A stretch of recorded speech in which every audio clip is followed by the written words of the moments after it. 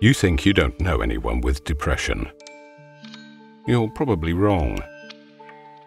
Depression can affect anyone. Around 40 million people in Europe suffer from depression each year. Depression is associated with deep distress and is a huge burden to those who are affected. According to the World Health Organization, depression is one of the most disabling disorders in the world, affecting roughly 1 in 5 women and 1 in 10 men at some point in their lifetime. Each year in Europe, it is estimated that around 7% of people experience an episode of depression. Depression can affect anyone. Men and women of all age groups, education levels, and social and economic statuses suffer from depression. Depression is a real disease. All areas of life are affected and compromised when depression is present. Family, parenting, marriage, relationships, making friends, work, studying, careers, and finances. Depression often reoccurs after an initial episode and can become persistent or chronic if left undiagnosed and untreated. Around 3 out of 4 people who suffer from depression do not receive adequate treatment. There is a close relationship between depression and suicidal behavior. A substantial number of depressed people die by suicide. In the European Union alone, each year around 48,000 people die by suicide, compared to around 23,000 by car accidents, and more than half suffered from depression. According to the World Health Organization, approximately 800,000 people worldwide die from suicide every year, and the rate of attempted suicides is approximately 20 times higher than this. Suicide has become a serious public health concern. Due to the close relationship between depression and suicidal behavior, it is envisaged that preventative actions which improve the care and optimize the treatment for depressed patients may contribute to a reduction of suicidal acts. Access to care of depression and prevention of suicide is a challenge for Europe. Due to COVID-19 pandemic, risk factors for depression and suicide, such as reduced mental health care, social isolation, disturbed daily routine, and financial stress, have become more prevalent. Depression can be treated. Psychotherapy or antidepressants, or a combination of both, are effective treatment options for depression. If you don't feel well, seeking help is an important first step. Information, self-management, and contact details for help are available in different languages at www.ifightdepression.com. The European Alliance Against Depression, EAAD, is an international non-profit organization targeting optimized care for people with depression and the prevention of suicidal behavior. More information can be found at www.eaad.net.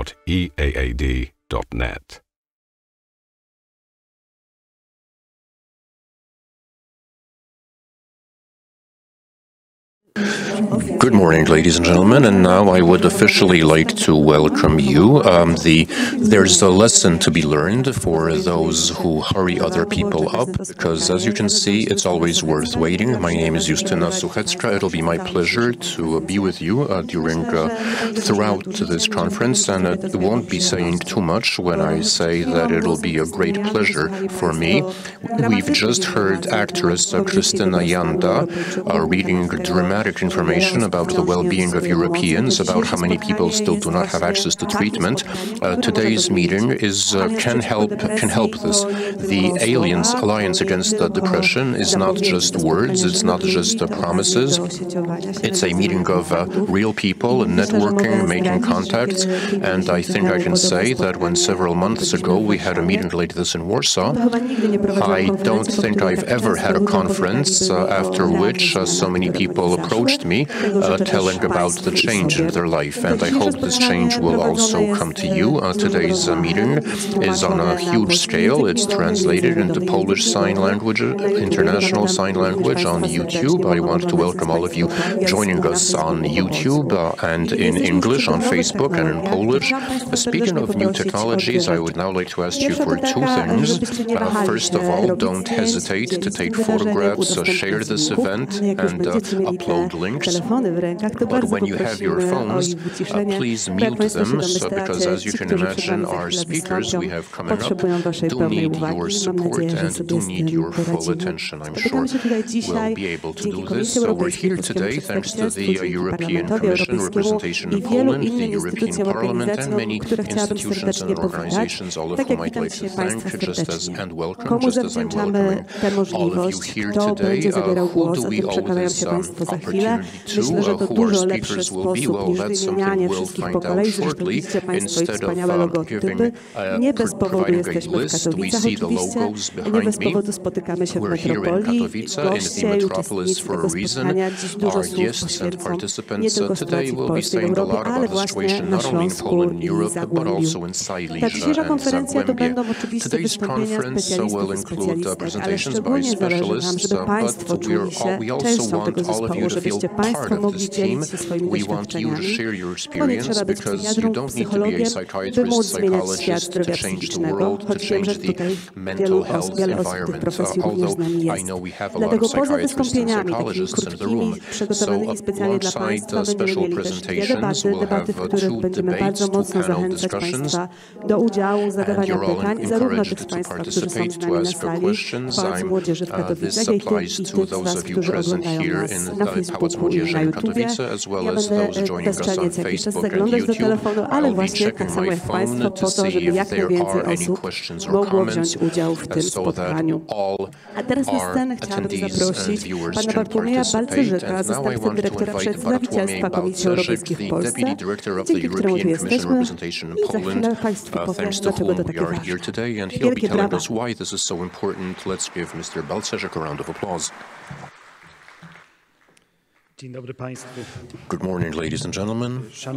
Ladies and gentlemen, on behalf of the European Commission representation in Poland, I would like to welcome you at today's event and thank you for coming here today to talk about a subject that affects us all. Today's meeting is held thanks to the cooperation with many organizations and bodies, whom I would like to thank very much.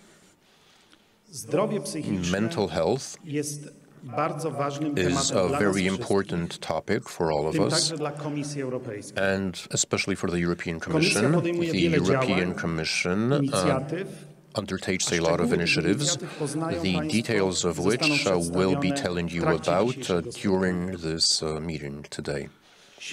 Silesia and Zagłębie Against Depression is the second conference that addresses the issue of depression, organized by the European Commission representation in Poland and the Liaison Office of the European Parliament in Poland. Last year's event in Warsaw Against Depression convinced us that depression was very important, reaffirmed us in our conviction that depression is a challenge we want to talk about and we should be talking about. The popularity of the Warsaw event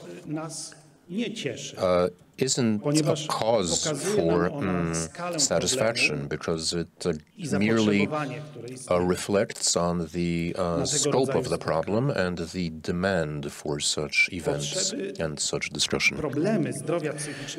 The mental health problems affect the majority of us, not only directly, but indirectly when they affect our loved ones. 1 Pole in 5 shows symptoms of depression, and a large part of victims of suicide had suffered from depression.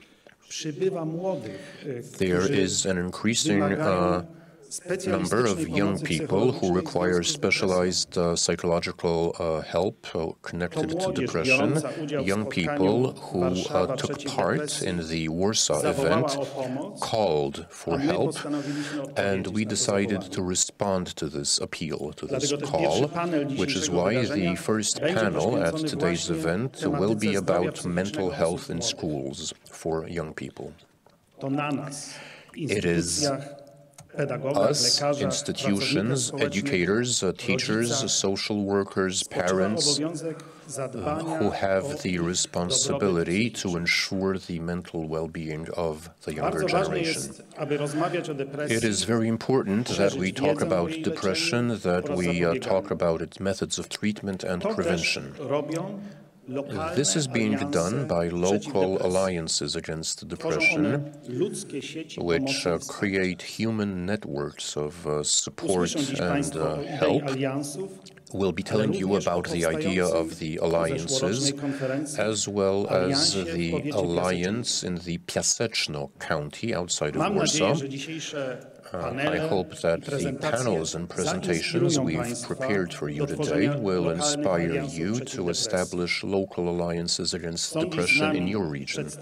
We have with us today representatives of local government from the Upper Silesia Zagłębie Metropolis, who will be signing a declaration against depression. Thank you for your willingness and readiness to act. You can serve as an example of how to tackle depression locally, working with people with depression and their environment, their community. Once again, thank you all for coming here today, and do take an active part in today's proceedings. Thank you very much.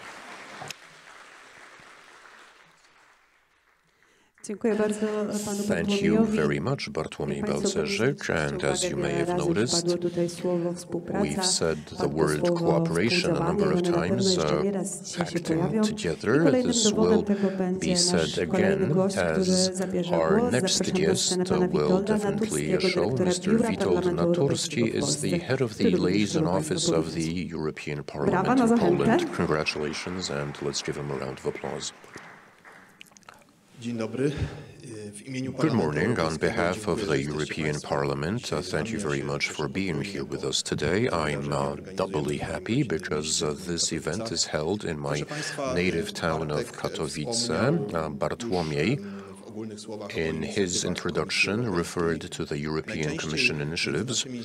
Our institutions, the Commission and the Parliament, cooperate in initiatives that are legislative or organizational, or European Commission initiatives are implemented in following resolutions by the European Parliament. Sometimes although this doesn't always have to be the case, so what is important, this was the case when it comes to fighting depression in 2020.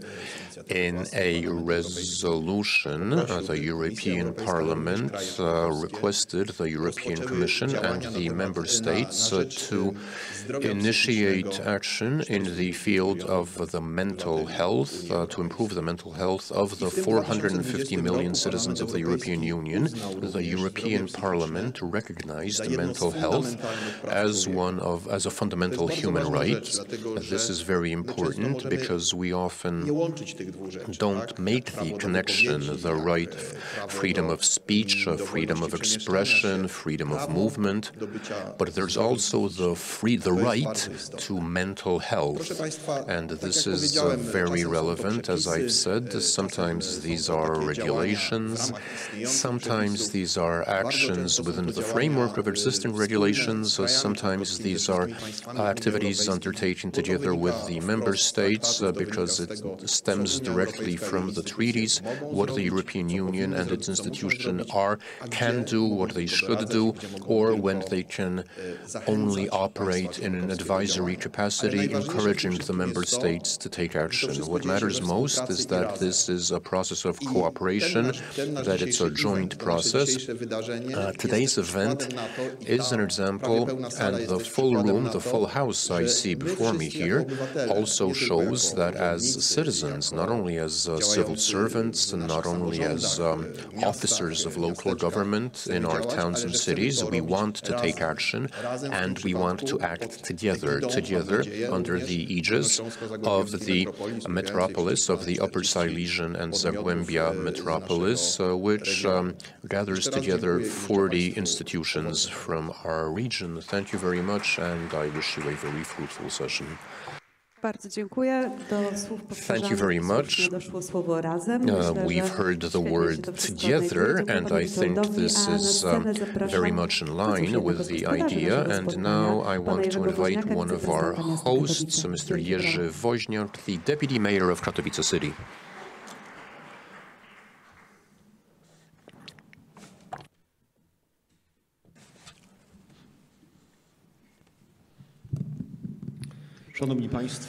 Ladies and gentlemen, I'm very happy and it's my honor to welcome you here in Katowice, the capital of the Zagłębie Upper Silesian Metropolis. For us as local government,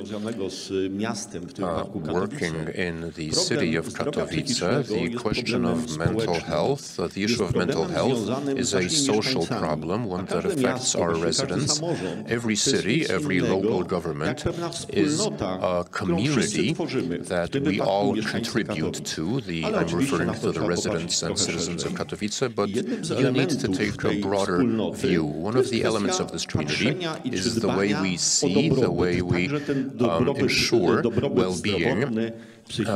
mental well-being as well. I'm very happy that this conference is being held in Katowice because once again it will ring the alarm, it will make us all aware of something that we ourselves don't know too much about as local government. We don't have the necessary expertise, nor are we tasked with this, because local government is tasked with health prevention and not therapy, not treatment. So we need to combine these efforts which are being made by local government, by groups of residents, with the more executive, with the Ministry of Health and the National Health Fund, with all of their activities. Here in Katowice, we've been working on mental health programs for many years, which involve a whole range of specific actions. A program doesn't really provide anything, money doesn't really produce anything. If we didn't have the Social Welfare Center, which offers various projects and activities for these people, if we didn't have counseling centers in the schools, we wouldn't have what we have today as Katowice. We spend 20 million zlotys, about 4 million euro annually. I'm not talking about leisure activities, I'm not talking exclusively about senior citizens, because whereas it's relatively easy to detect low mood in children and young people, because in school teachers will become aware and will refer students to treatment. Last year we have 6 counseling centers centers. These counseling centers provided treatment for 12,500 children. So whereas it's easier to target children, senior citizens, if they are active in public life, if they attend meetings with other people, if they're not shut in, but it's still more difficult with adults who often conceal their condition, who don't show their problems, and their problems always have a reason. In our city, we're trying to strike at the reasons. Of course, we can't affect the financial well-being of individuals, but when it comes to senior citizens, we're opening clubs, community centers for senior citizens where they can interact with other people. And this, because the model of family life has changed. 20 years ago, children would stay at home looking after their parents. So while today they move out, they seek work all over the world. And now, when a family member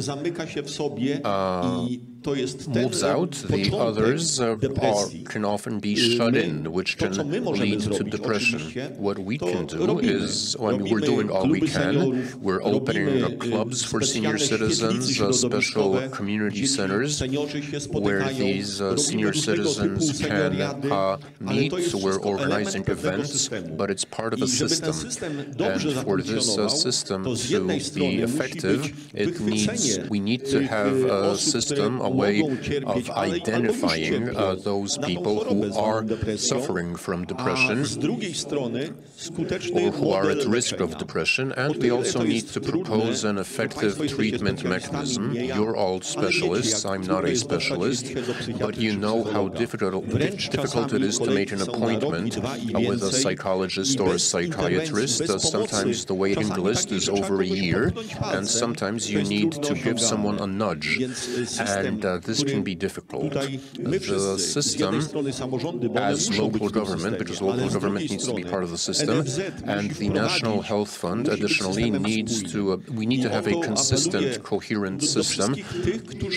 And I'm addressing this to all of us, all those who see the problem, who are aware of the problem, and this conference will be a way of reaching out to local government and central government to ensure that depression becomes a crucial issue in the area of health. Thank you very much, Mayor.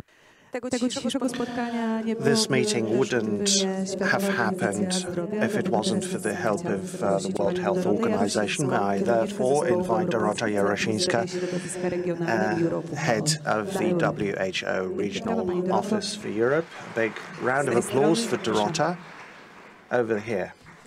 Thank you. Good morning, ladies and gentlemen. It is a great pleasure and honor to be part of this event. For me, it's a double delight because it's happening in my own city. And this event is addressing a very important issue of mental health and mental well-being, especially of young people. Now, we've heard the big numbers already. Let me just add that WHO in Europe, which covers 53 European countries, about 150 million people, experience mental issues in their lifetime. 1 of 3 of those who suffer from depression receive adequate assistance. One in 5 people in Poland who suffer from depression, about 23% affected by mental disorders, are in this predicament. Now, this issue as such has a number of different reasons and root causes, and I'm sure we're going to explore those. Anything from the local setting, or the community, the school, through to through to international events such as the war in Ukraine or global phenomena, COVID-19, pandemic, all those apparently quite remote vis-a-vis mental health, and that is climate change. Now, the war in Ukraine and its implications do affect mental health. Both Ukrainian and Polish nationals, the experience of refugees, especially children, pose challenges to local communities because it is not only about experiencing the conflict as such, but also it's about being part of a new setting, being part of a new community and integrating in it. WHO has a number of initiatives. It's working with NGOs in Poland in order to promote solid and science-based interventions and activities to further the mental health and well-being of young people and children. We are working with the Institute of Sports and the Refugee Olympic Center. We have launched a program to train first mental aid trainers with which we are reaching out to sports coaches and mental health professionals to gain new skills and cross-support so that safety networks are built for young people and children. WHO is working with the Ministry of Health in order to adapt and include into the basic healthcare the mental health gap in order to increase the access to mental health services and in order to remove or reduce barriers. The mayor has mentioned senior citizens. Indeed, the improvement of mental health in this part of the community is a priority of WHO as it acts in favor of dignified aging. Last year, WHO published comprehensive recommendations in the context of the labor market, the world of work, and it also targets people suffering from depression to help them return to the labor market. We also look at mental health in the context of global climate change, such as the climate, because phenomena such as climate anxieties are affecting young people in many countries. Mental health is one of the flagship initiatives of the regional offices of WHO for Europe, and the European Coalition for Mental Health has been established, and it is planning actions in a number of areas. One of them is mental health and psychosocial well-being of young people and children, and these activities will result in high quality of services, transfer of good practices and experience, involvement and engagement of young people themselves, collaboration and local action in order to support mental health and well-being in local communities.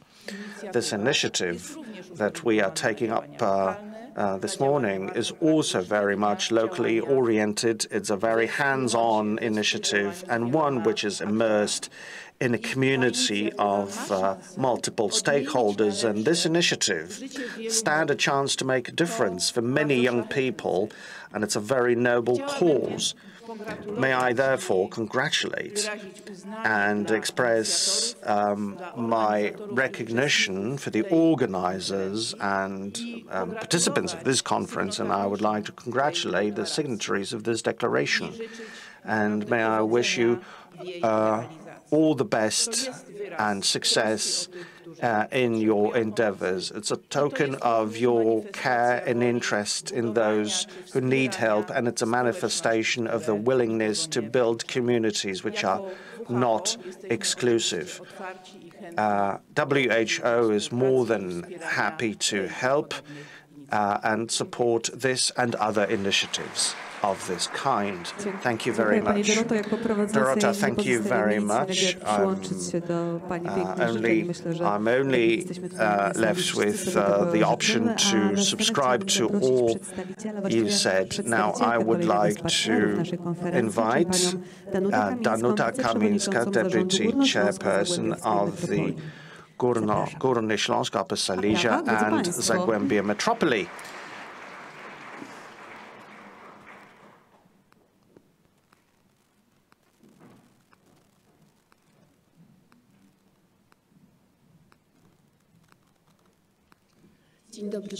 Good morning, ladies and gentlemen. I am delighted to be part of this event, and I am delighted that we are opening the conference that discusses depression, a treacherous and sly illness that passes unnoticed only too often, never diagnosed in the initial phases. It is treacherous because it is playing with the consciousness of those affected and their environment. That's the biggest problem, that we do not seem to notice the symptoms soon enough. I've recently heard a quote from an unknown author, probably a sufferer himself: "You don't have to die in order to be dead." And this is a word from someone who is going through depression, cannot enjoy life, sunset or sunrise. It's absolutely awful. Therefore, it's so good that we can come together and initiate such actions with the support of the European Commission, the European Parliament, and WHO and others. We saw at the beginning of the video the statistics. This illness is a very democratic one. It affects anyone, rich or poor, young and old,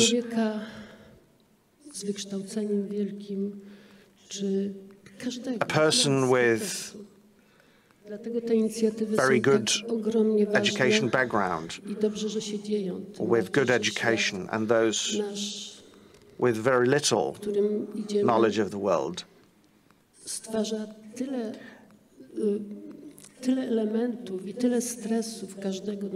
It puts so many snags, and it puts so many obstacles.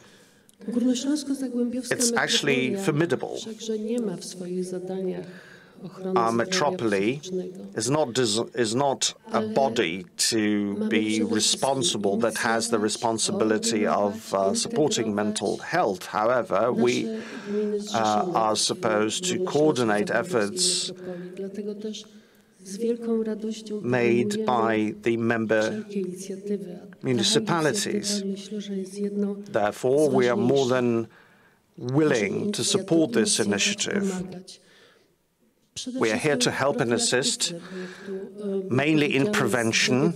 Mental health is the mandate of the Ministry of Health, but we can all do a lot in order to prevent and to be sensitive to the symptoms that can affect anyone. And we can all do something in order to fight stress everywhere, at work, out in the community, at school.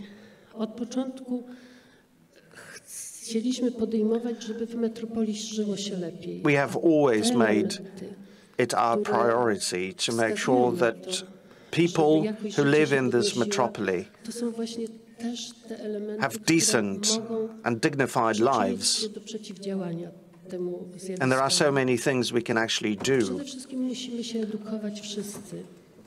to make a difference. First of all, I suppose we should all educate ourselves, teachers, managers, officials. We have to look for pockets of space where we can take a sigh of relief, where we can have some peace and quiet.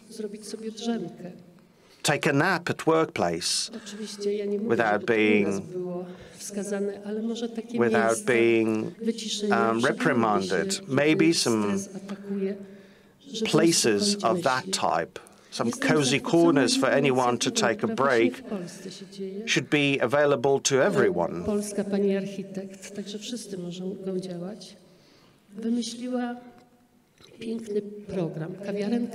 And there's a beautiful program in Wrocław, the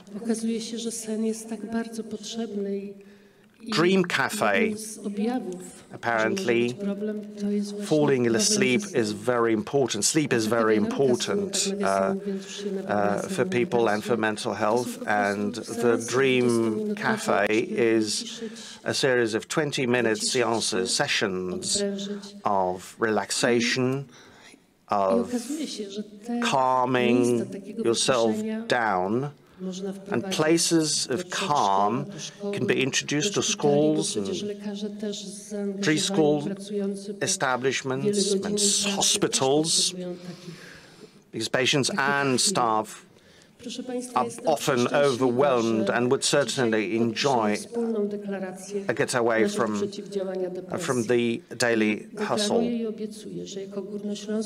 I would like to make a commitment. Our Metropolis will be there to support this initiative. We will be publishing good practices, and we will do our absolute utmost to make sure that this topic never leaves the list of priorities. We are also responsible for spatial planning in this part of Poland, and it is our mission to ensure that the physical environment is conducive to mental health and mental fitness, and we're going to do such initiatives as well.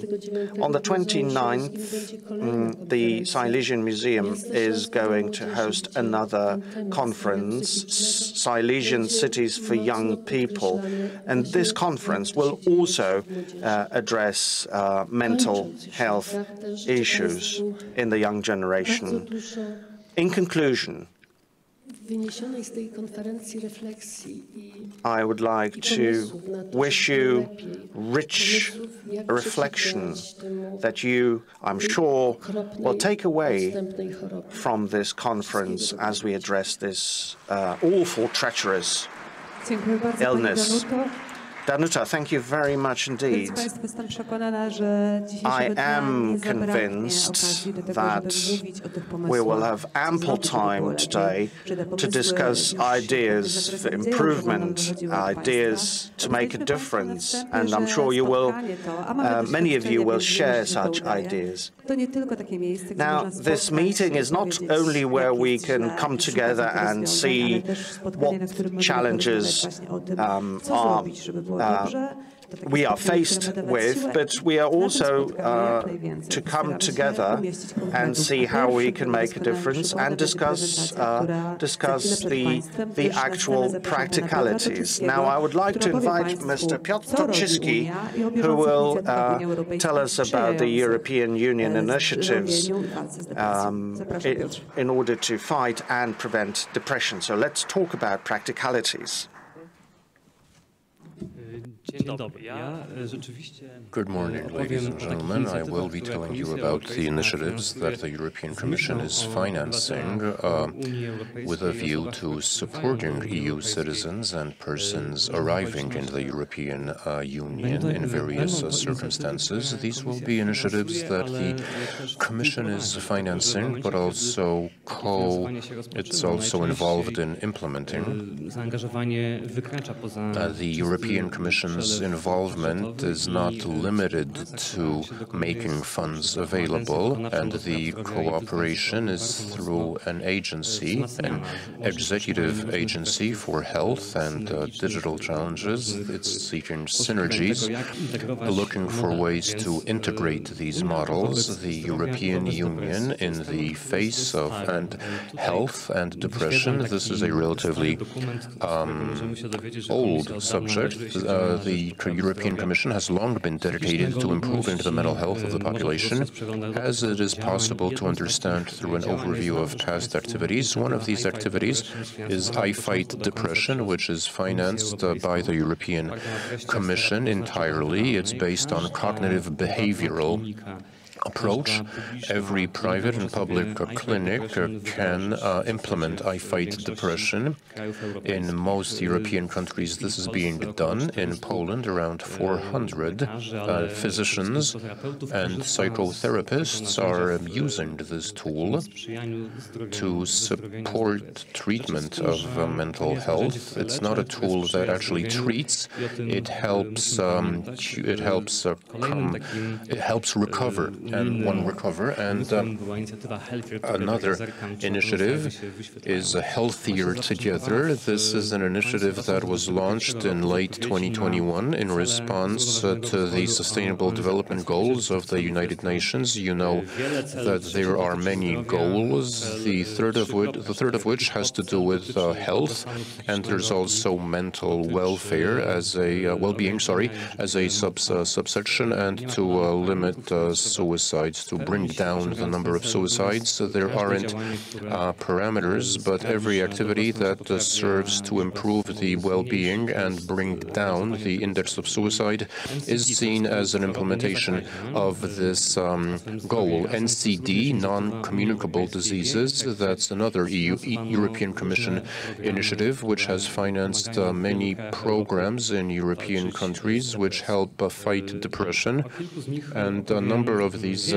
projects I'll talk about a little more. You know this logo. The European Alliance Against Depression was established in the wake of projects that the European Commission had been financing for over 10 years. It's a 4-tier intervention against depression, so fighting depression is in line with the guidelines of this alliance. The alliance brings together family doctors, general physicians, influencers, local government, and public opinion to talk about depression, to normalize, to mainstream the subject, to make it part of the discussion, to reduce the stigma and the taboo, to lift the stigma. When speaking about depression, it also involves suicide prevention. So now, if we're hearing that young people are demanding that ministers provide suicide prevention, one of the best ways to prevent suicide is to reinforce local alliances against depression. The EAAD was successful in over 120 sites around the world. Several dozen of these success stories were in Germany. Others were in countries outside Europe. Sometimes this intervention led to a reduction in suicide attempts by a decrease of 25% in suicide attempts, which is a very good result indeed. Moving right along, I wanted to mention the third framework program, which came to an end in 2020. But before that, it financed initiatives that are still ongoing. In the years 2021-2024, there are two initiatives which are being carried out as flagship initiatives. The first of these is the implemental. I never remember the full name because it's a mouthful, and actually it means the joint action on implementation of best practices in the area of mental health. I've highlighted the letters which count for the acronym. It covers 21 countries. 21 countries are involved in this action.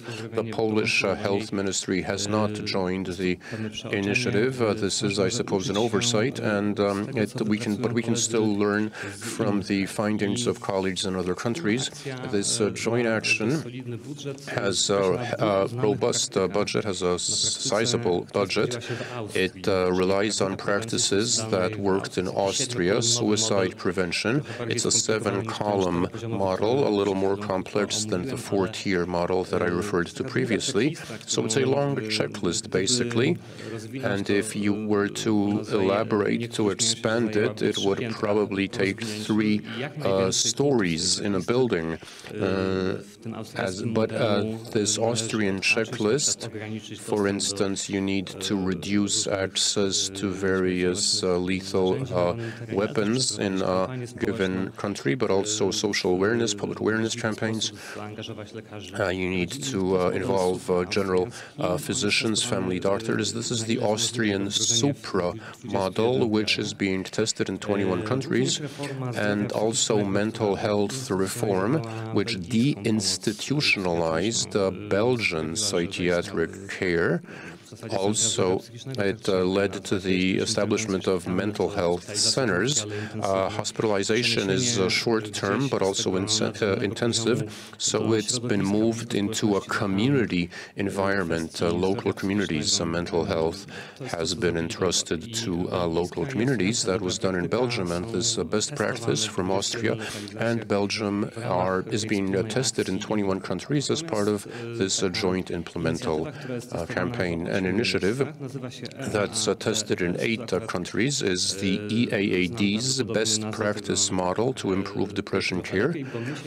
This is we're meeting as part of this project.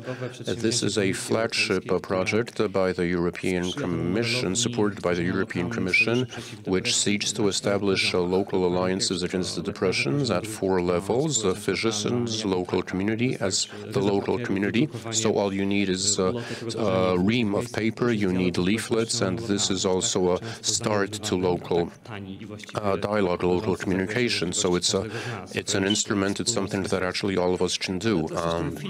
But it's also this film about depression, where the voiceover was made by Krystyna Janda. It was shown to high school students in Warsaw, and it will be available in your region. It's on YouTube, and you can play it. It's just 4 minutes, but it is very, as I said, it's very impressive. And materials, information materials, a public awareness campaign, that's the 2nd level. Level 3 is working with local government, so to make sure that everything works smoothly. And level 4 is establishment of setting up of self-help groups for persons with depression. And this is the Alliance Against Depression that's being tested in 8 countries. Another good practice, best practice, is I Fight Depression. It's a clinical tool that's being implemented by mental health centers in Poland as part of a pilot program that we've already mentioned, and it's also being implemented by private practices, private surgeries, and psychotherapists and their clinical practice. Let me just mention EU for Health. This is a 4th project. The issue of depression came up with respect to persons who came from Ukraine in the wake of the migration, the wartime migration. The European Commission wanted to translate into Ukrainian and Russian the I Fight Depression tool in order to make it available to those persons who need it, maybe not at the first stage, but several months after migration. So it's being made available. It's distributed in several countries, including Poland, and in our Mezur program, mental health support for Ukrainian refugees. And it also has 4 different other projects, 3 of which are financed by HADIA. Their acronyms are, the names are Peace of Mind, Well You, and You Rise. And then there's MEZUR, which is number 4. MEZUR targets depression.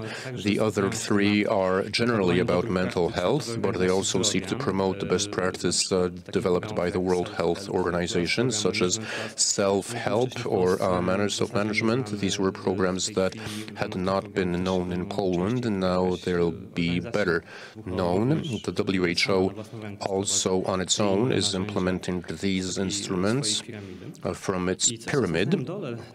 And at the bottom, there's also the International Federation of the Red Cross, with the European Commission under an agreement that wasn't mediated without the good offices of HADIA or the Health and the Digital.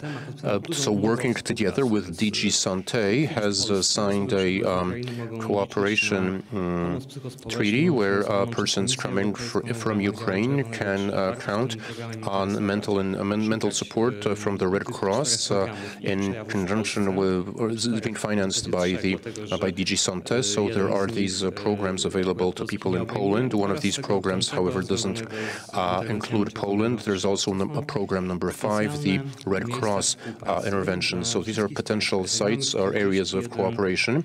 If we have 41 units or metropolis that would like to promote the best practice of the European Union and the WHO, the best method would be the previous slide, the EAAD, and as well as the 5 programs that I've described, and what they've accomplished. The 4 of these programs are already present in Poland. Number 5 is on its way, and I've mentioned these programs, I've discussed them, and now for a brief summary. Briefly, you could say that the most intense when the European Union began more actively involved in fighting depression was the beginning of last year in Poland.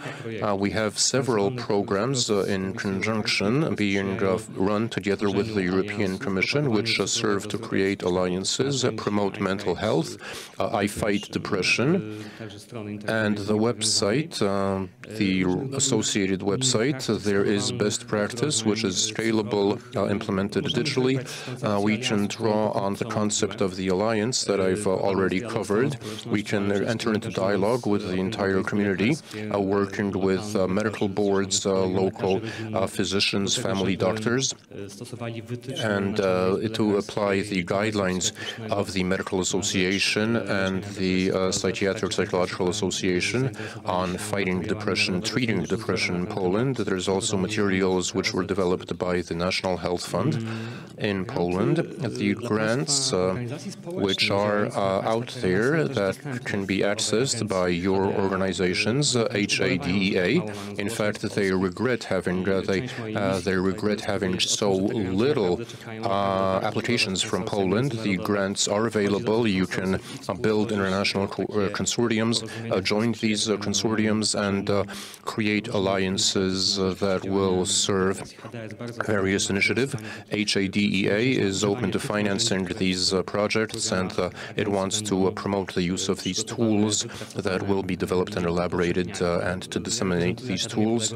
I represent the Academy of Special Education, which is where I've located 2 of these grants. So academies and schools of higher learning are good organizations, but also NGOs and institutions, as well as public institutions. There's the implementation was done largely by health ministries throughout Europe. So every organization can join this consortium, and this is where I'd like to end. And I want to encourage you, after signing the declaration, so perhaps you might look back at these slides and seek out best practices and draw on these best practices with a view to fighting depression in a process of dialogue in conjunction with the representation of the European Commission, the European Union, and the World Health Organization. Thank you very much for your attention. Very much, Piotr. Piotr represented Team Europe and the Alliance Against Depression. I should have said so at the beginning, but I'm always impressed by how full of content his presentations always are.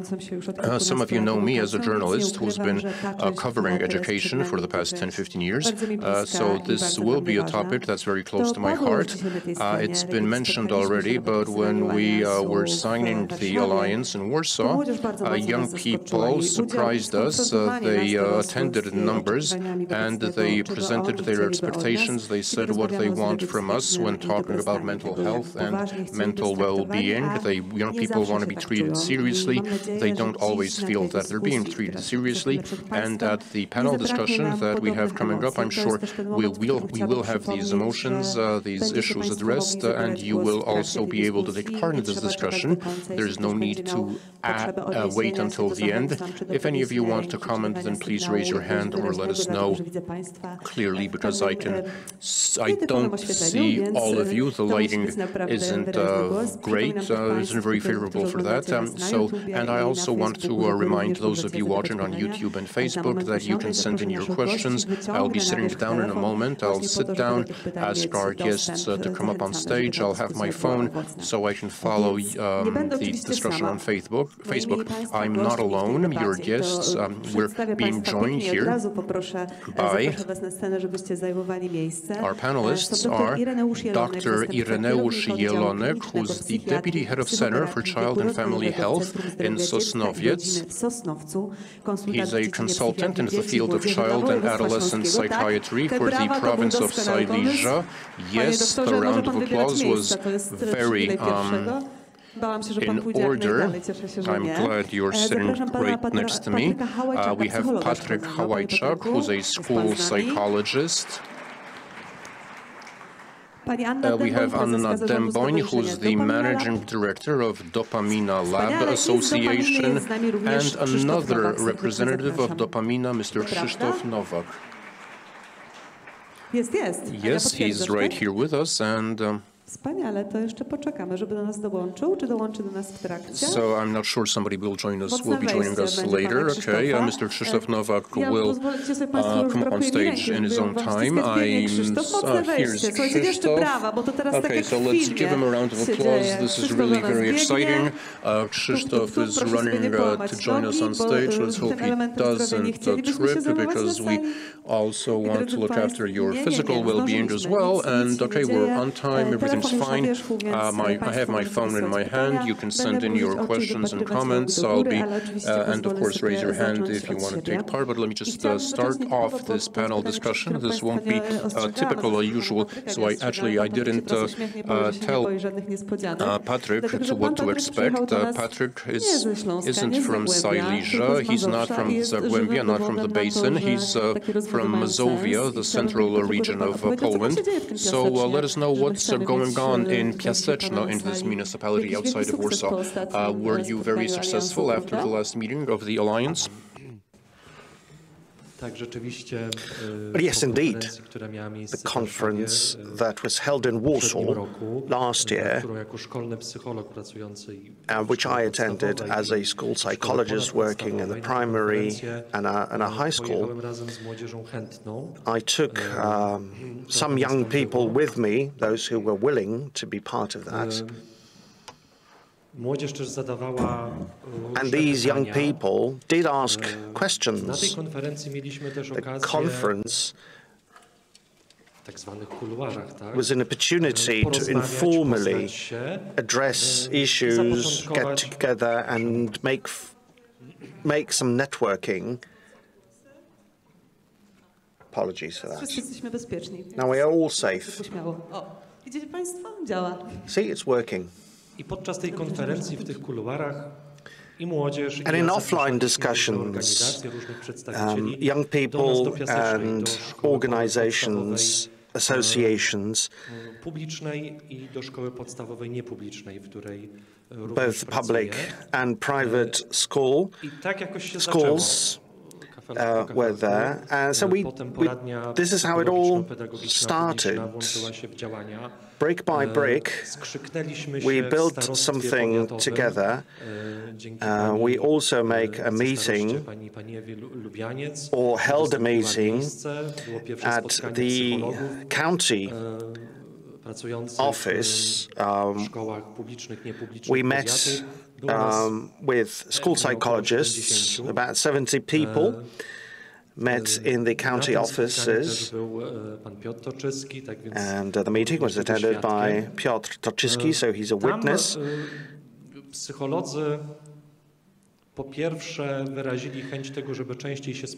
In that meeting, the psychologist said we want to meet more often.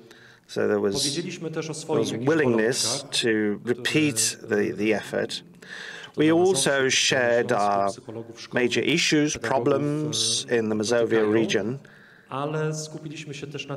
but we also focused on what we could do to improve things. We asked the county officials if they could be of any assistance.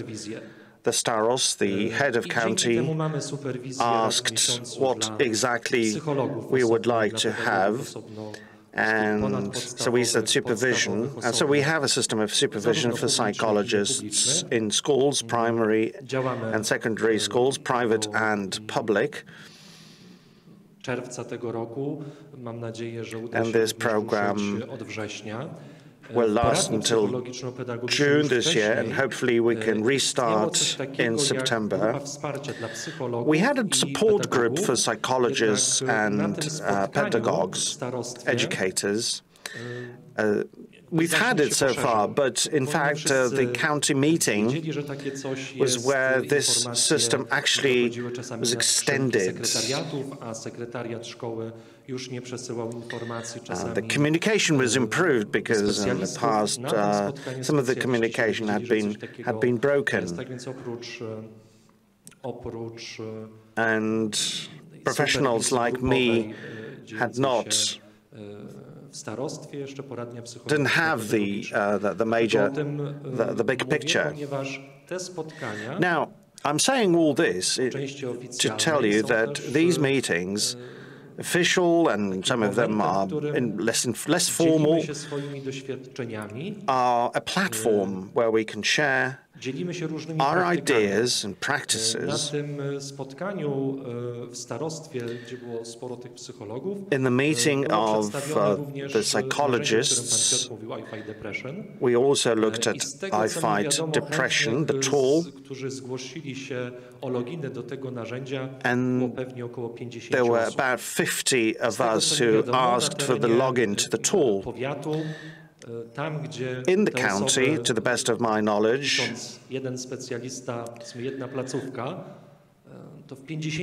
50 locations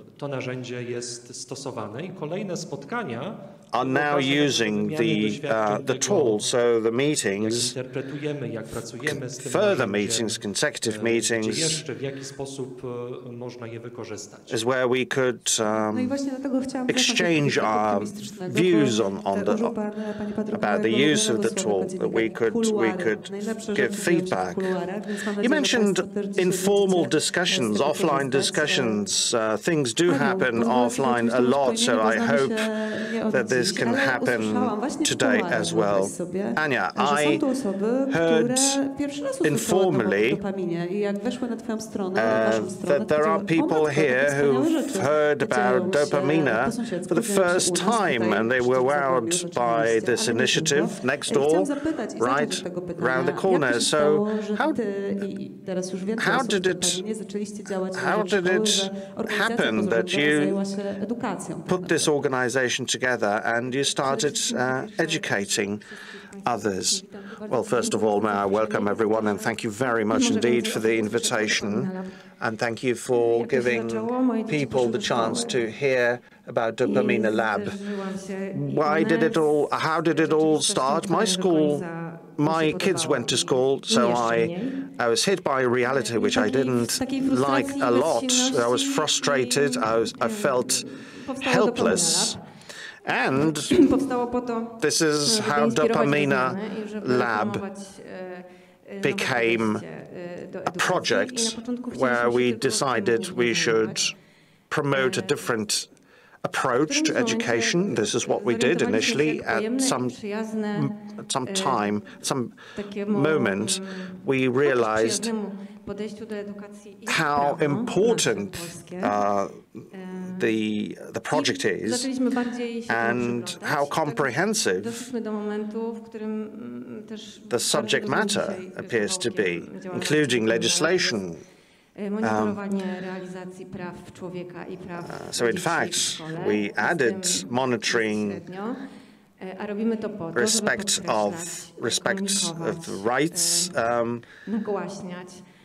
of individuals, and again, this is very important. So we look at how children are treated in schools and how institutions comply with the standards of laws and regulations, and how this affects the mental health and welfare of children and young people. I may actually come up with some uncomfortable news, and this is not meant to offend anyone, but I suppose we should all come to be confronted with realities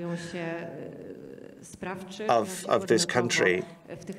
And young people, children, are not often feeling they can make a difference. They don't have the sense of agency, and that they are treated seriously by adults. And I'm saying this as a parent myself. So I suppose we were not alert enough. I suppose we were too blind and deaf, and it's high time that we listened to the voice of young people, and it's high time that we did something specific in order to improve this. Krzysztof, you were nodding when Ania was speaking, which is good. It's good that you agree in the same organization. What is your personal story? How did you become involved? And when did you realize discussing school was really discussing mental health? It wasn't your priority at the beginning, was it? In my specific case, the whole journey when I learned about Dopamina Lab, it coincided with early high school. I met Robert Strzała, who introduced me to Dopamina Lab.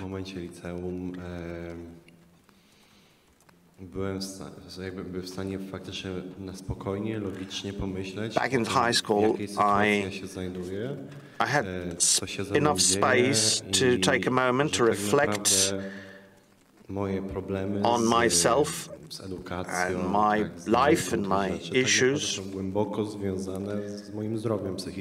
And I recognized that my education was very much conditioned by mental health.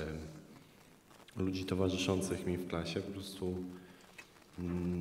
system był ewidentnie w tym momencie po prostu niewydolny względem pomocy. I had never been comfortable in my peer group, and the system wasn't actually helping. I struggled with depression,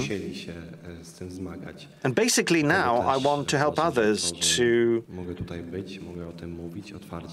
help them not to struggle with issues like these. It's a great opportunity. It's a great opportunity for us to address important topics, not very nice topics, but very important.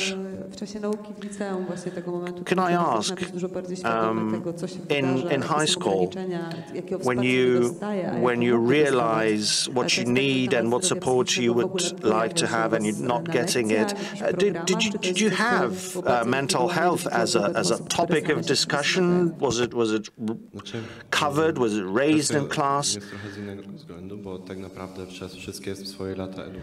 Throughout all the years of education, there were no serious, genuine discussions about mental health. I can't recall any such incidents. Whilst there are programs in place, whilst there are some conversations going on, most of them are totally out of sync, irrelevant, or so poorly delivered, disastrously delivered, which is why they don't make an impact.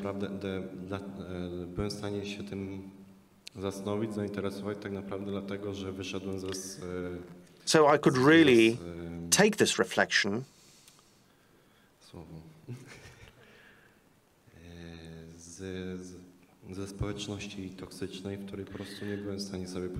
because I left this toxic community of mine I was in. I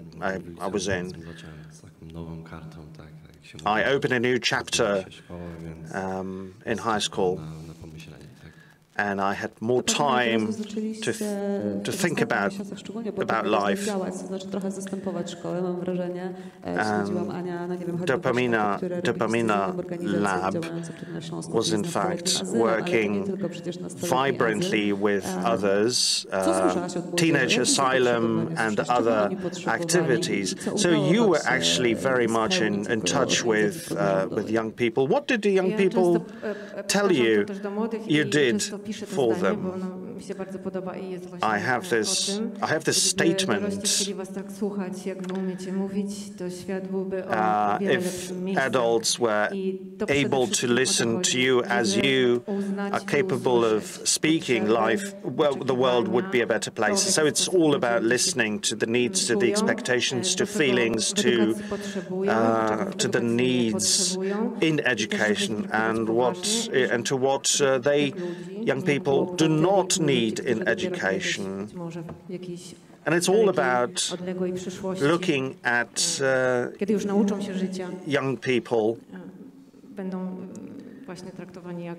as adults, not in more or less remote future when they learn all the ropes of adult life. No, right now, in high school, here and now. So people that I have spoken to, young people, have often told me they were not really taken seriously. Back in 2021, we conducted a survey. It was a published survey, a very short questionnaire, and 1,200 people responded, to our surprise. It's a report called Young People About School. So there's a lot of alarming content in the answers. And we were actually dismayed reading it. But many people didn't want to listen to it or accept it. Other surveys struggle with that silence again. The Young Minds or Young Heads report, for example, is not actually heard where young people voice their concerns. Now, close to 70% of children said they didn't like going to school. And why not? It's like you poured water for us. It's great to have water. Now, children in school are challenged by situations like going to the toilet or having a sip of water when they need one. And I'm so happy to see local officials in this room today. Dopamina Lab is now busy working on the school bylaws and compliance of legal bylaws with other laws and regulations in this country, which is not often the case. In Dąbrowa Górnicza, we assessed all the bylaws of every school, and we've seen violations of laws and regulations of the country in all of them. And this rubs off on to how education is provided and how children, how students are treated. Uncomfortable truths they are, but it is absolutely pivotal that we are exposed to this and it comes to our attention. We need to know that young people are under daily pressure of expectations, rules and chores and things that the school demands of them. And young people do spend a lot of time in schools, don't they?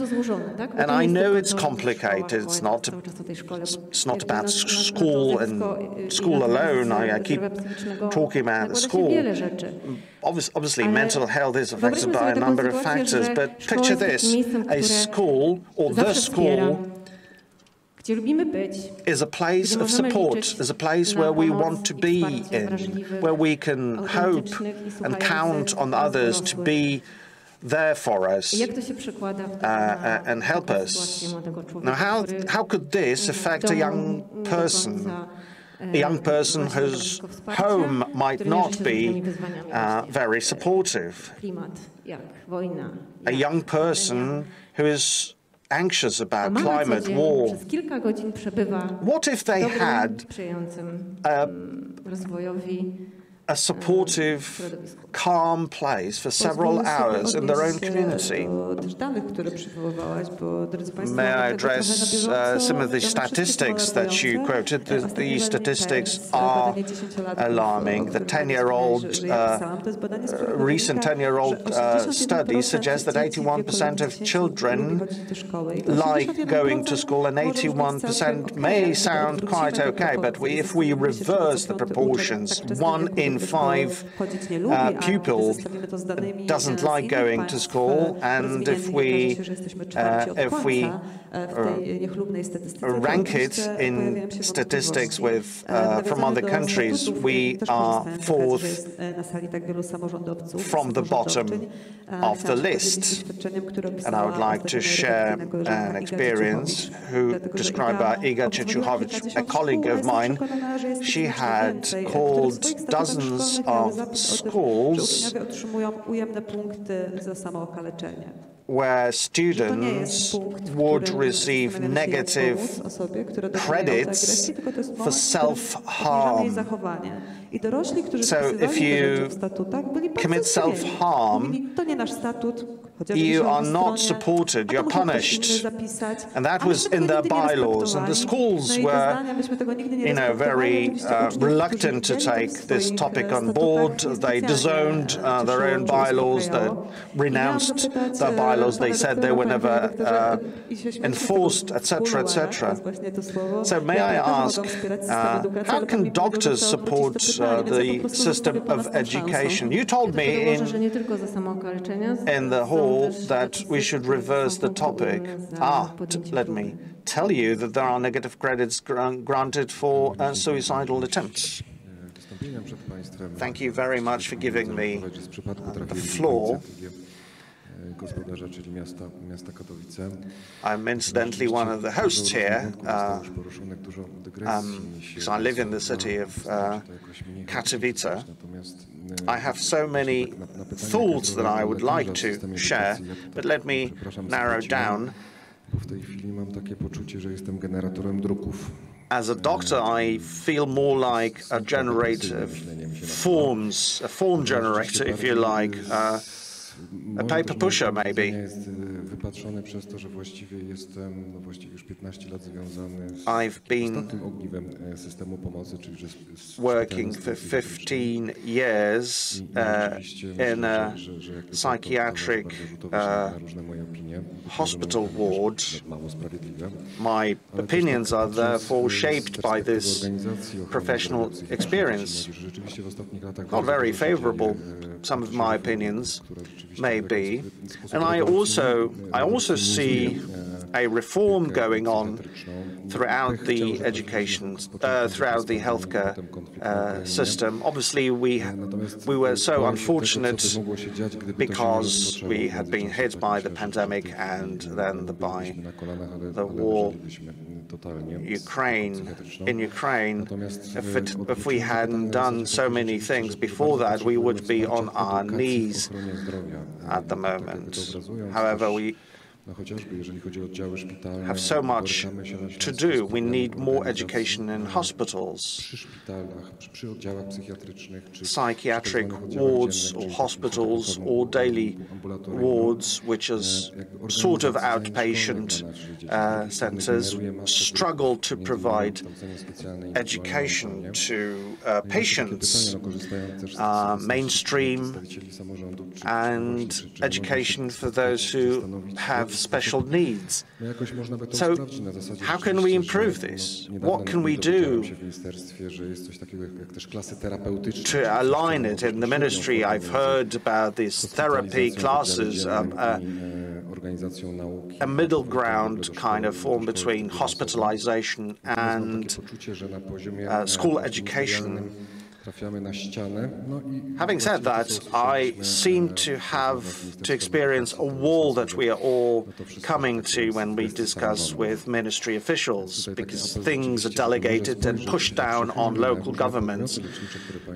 So maybe we should look around and maybe we should have a positive look at all the establishments and all the institutions that operate in a community setting, so that we can perhaps look for synergies and collaboration opportunities so that we can streamline the provision of education to patients of hospitals and clinics. Well, these are solutions we can look for when we know about them, but the greatest problem is, and I'm willing to take a bet, that we have a lot of people in this room who've never heard about this option before, because the promotion, the way it's being promoted, is also difficult. You said that you're often the last link in the system, but in a perfect world, what would be the first link? In a perfect world, the first link, and it's very constructive, what I heard about the initiative in Piaseczno, that's very promising, and for children and young people, the school counselor, the school psychologist. The reform, as it is, involves community centers of psychological psychiatric center, the idea being that if there's an emotional problem, in theory, the parent will should receive or should have an appointment within 7 days, initial consultation. So this is a sort of screening process that provides first aid, and it also determines whether a psychiatrist is necessary or whether hospitalization is necessary, or whether it's enough a short-term intervention will be sufficient in a community setting. One of the ideas here was that, and it's called coordination, a meeting of the community therapist, the psychologist, and the psychiatrist, including doctor's visits or visits in a school, working with the school psychologist, the school counselor, and the teachers. But even though it's been 3 years now, we have yet to develop, we have yet to come up with anything that would sufficiently address the interface of mental care and education. Another question, when I'm talking to the parents of teenagers, they tell me something that often comes up in the media that we often cover, namely, my child needs help, but it's hopeless because there's only 400 child psychiatrists in the country. The waiting list is over a year and you can't access the help. What you're saying is that the help is out there, but we're not looking for it in the right place. It's a question of being proactive, of looking around. It's a question of coordinating the care properly. I think that's the weakest link. You have good initiatives in various places where the treatment, the help can be provided. It doesn't necessarily have to be a psychiatrist. In terms of a depressive disorder, the first action is psychotherapy or psychological counseling. And if it crosses a line, if there's a risk of suicide, then if beyond a certain point you need to consult a psychiatrist. But the first element, the first form of support would be psychotherapy. Thank you very much. And Patrick, we began on an optimistic note, and that I'm sure you said something very positive. Everybody liked it. Everybody was smiling. But now let me ask from another angle, what tools do you have and what problems do you have as a school psychologist? What's the toughest thing about your work, and what can change, not just in Piaseczno, but nationwide? The first thing that comes to mind is that the instrument I have is myself. I am the... just to give you an example, in one school, there was a school in various opinions that are being provided to these schools. Recently, I did an overview, I did a survey, and we had 28 students in a school who have been recommended with psychological counseling. I only have 22 hours a week. And then there are also the other students who might need me on an ongoing basis, and so you have to make it work somehow.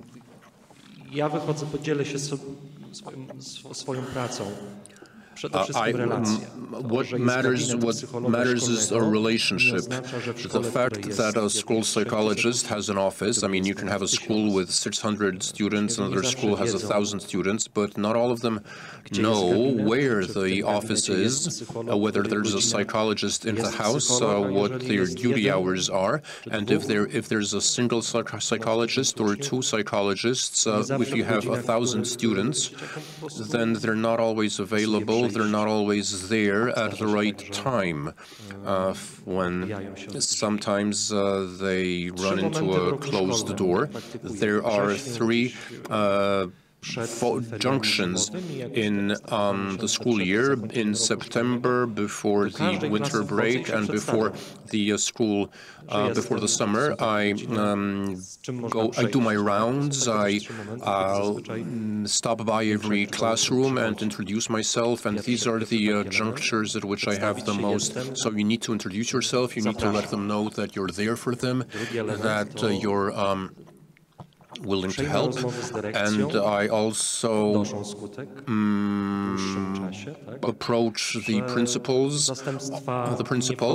I tell principals that I can't have substitutes. You mean? I tell them that I can't be a substitute teacher. I can't stand in for a geography, for instance, teacher. I'm not on duty during recess, but I'm available. I walk up to students, I ask them how they are, and then there's my office. The office is placed at the end of a hallway, in both schools, in fact. So a student who goes to my office, nobody sees them going there. Nobody knows.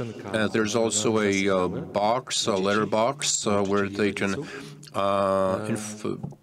footnotes, and so documents or my correspondence with the students, parents, and teachers, I tell them to put them in the box so they know that the box is a tool of communication, is a vehicle of communication between the students, psychologists, and myself, and parents. On every month, I get several, about 5.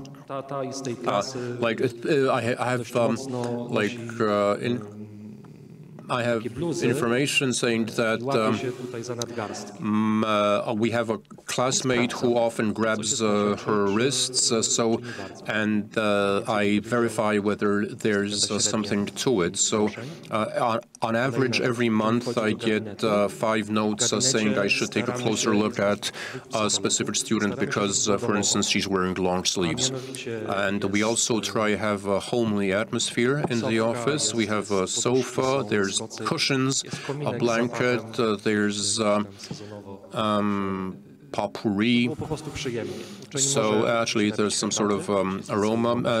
I can give them tea or coffee for the older students. Sometimes they only come in for a cup of tea or coffee, and the second or third time around, they start. They raise. It becomes more psychological. They talk about their issues, and the office is a comfort zone. In a way, so it's if a student is stressed out, but they know that if they have 45 minutes, they have a note, a hall pass, so they can lie down in the office, they can draw, doodle, or just enjoy the silence. In a private and public school, there's a problem finding a quiet, peaceful environment. So it's part of the relationship that I try and build up, working with the other psychologists as well. And another element is the use of standard tools, prevention, as we've already said. In the psychological testing, you can buy CDI-2, which is the abridged version. It's a questionnaire that you can do in groups. In the school, we have students, psychology students on traineeships, and they help out with the studies. They help do the numbers, interpret the data, and over a year, we can survey several hundred students. First of all, we speak to those who score high, and then those who are where the scores are above average, and then so those who score very high on the test, we provide direct intervention in 90% of the cases, and so if there is specific help required. The doctor said that, first of all, it's psychotherapy, and if an outside specialist concludes that there is a need to refer them to a psychiatrist, we do that, but up until as long as I don't know, I know that the first session is a month away, and until that time I try and provide psychological support. I monitor that students. The students from those two groups, the heightened and the very high, and especially those who have heightened scores, where the risk is heightened, I try and provide psychoeducation. I fight depression, a dream diary, an emotional diary. So I ask them to come in every 3 weeks or every month, once a month. I teach them self-regulation. And that's the way it goes throughout the school year. It all passes so quickly. I smiled, Patrick, when you said that you do the rounds of every school, every class, and introduce yourself. I often hear teenagers who say that we have a psychologist in school, but we don't know what his name is.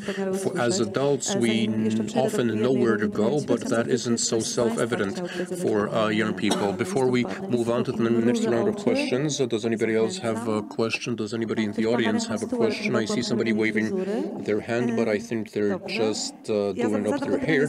Okay, I have a question that I will be asking. I'll be asking you later on, but when I was listening to your discussion, there was a question that came to my mind. It's a question that's always with me, and Krzysztof, because you've recently graduated from the school system, so as you see it, is mental or should mental health be a distinct subject, or is it enough for what Patrick said, that it should be just part of life in school and not be treated separately? I understand that it depends on circumstances, but I'm interested to learn what your perspective is. To begin with, again, it's a very it's risky to treat mental health as a distinct subject, another subject, another class, another unit. So I assume that will be done badly if I get a test, if I'm tested on if I'm graded based on my mental health, then it won't work. If my mental health is graded, then it won't work. But it is an extremely important area, and schools ought to be a place where young people get information, can find information about how to take care of their mental health. We can't do everything on our own without recourse to a specialist, but I think that when young people, if they have basic information, if they know what's good for them, what's not good for them, for instance, that it's more important to get a good night's sleep than passing a test. That's really important, because that often doesn't happen. I remember having graduated from art school.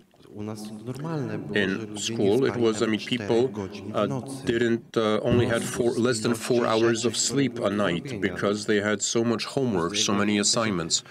And if you ask me, that's not even unhealthy, it's sick when people exist, not live, but exist for 3 years with less than 4 hours of sleep a day. That's really given me the shivers down my spine to think that somebody would think that's normal. And this isn't an extreme situation here. I'm talking about the majority of students at my previous school. Even if these aren't art schools, the system generally is so overloaded. Kids come back home, they sit down to do their homework or to study. They stay up until late, okay, let's assume you spend about 8 hours a day in school, right?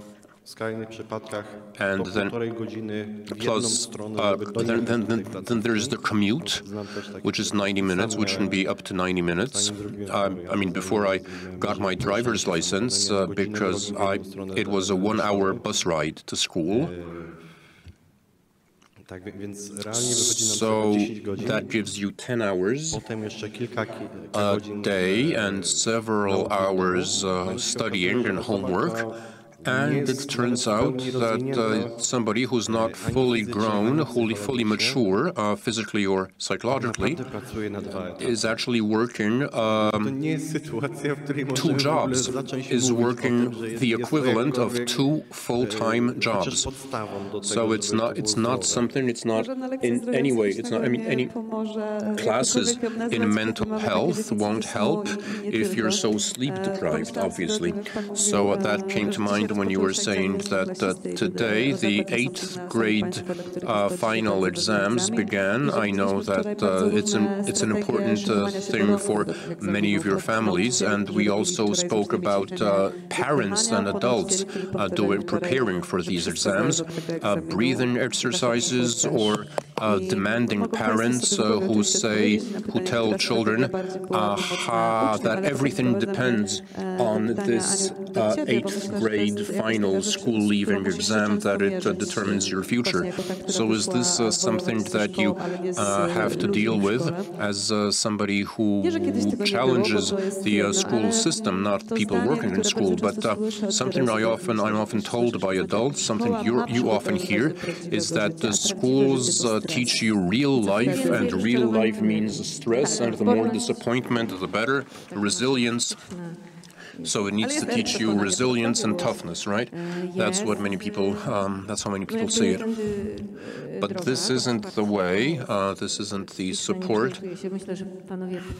I'm sure that the gentleman will agree that it's not when you're exposed, it's not when your mistakes are pointed out, when there's constant oversight, supervision, when they bring out your mistakes, but resilience comes from when you face a challenge, we know what your resources are, and then you still do the challenge, even though we might succeed or not, but we learn something about ourselves. It's an experience.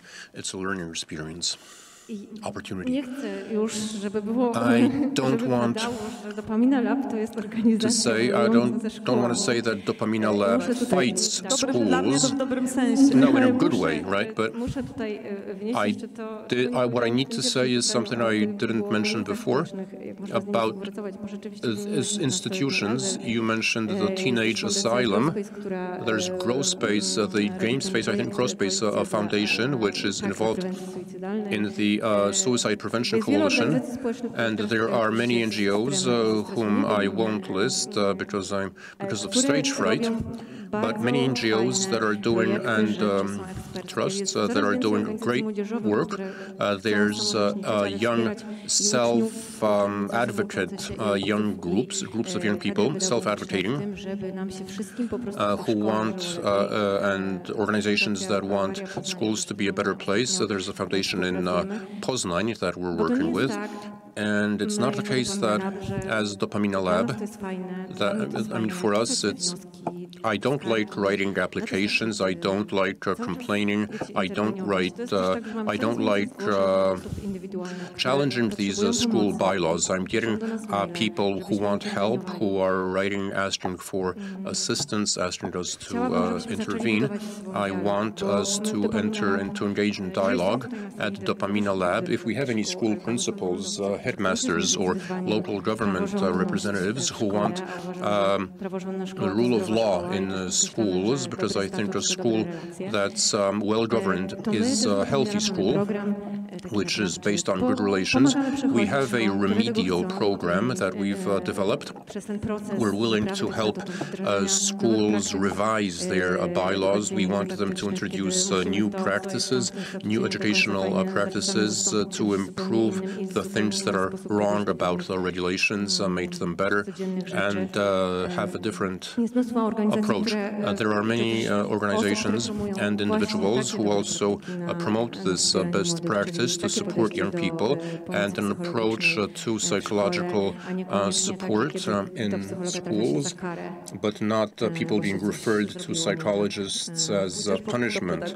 Or if you're sent to the educator, to the counselor, then obviously you've done something wrong, and there's a stigma attached. So these NGOs, these expert organizations have projects, have ideas, and Mówię o tym dlatego, że jesteśmy organizacją, która we're an organization that that's often criticized or reprimanded for doing what we do. Działamy na rzecz praw dzieci. But what we're doing is working for children's rights and human rights. I'm sure all of you will agree that this is important, and when cooperating, when there's a confrontation between us and schools, they don't realize that we're on the same, I mean, we're all working for to the same end. So I think I formally need to promise that I will never say that Dopamina is fighting schools, Dopamina wants to help schools. You can network with them, you can approach them if you want, and take advantage of their expertise, because, again, I thank you for showing that schools are for all of us. And Agnieszka on Facebook wants to know, ask a question that I suppose I should address to you. It's a difficult question, but I think that all of us would like to know the answer, because it's a question that comes up in the context of what we've been saying.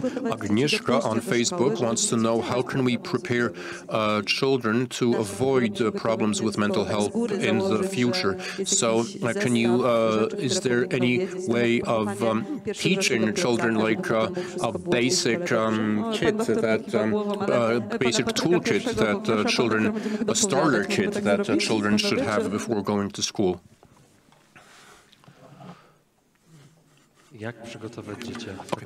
How can we, so a starter kit, toolbox, a first aid kit for psychological, maybe this will stir things up a little bit. I think we can work with children. When it comes to children, we'll manage. But what I'm seeing, and I want to share this with you, the first day of school, the second day of school, any day in school, and then the word education comes up. What I'd rather call it formation or shaping society. So this shaping, this formation of society should be based on reliable information, and at various levels, if parents, if the community will be formed, and if prevention, mental health prevention, so the way I put it is, children who go to school, kids who go to school, they have a little backpack, but right alongside them is their parent with the toolkit. The parent should have the toolkit.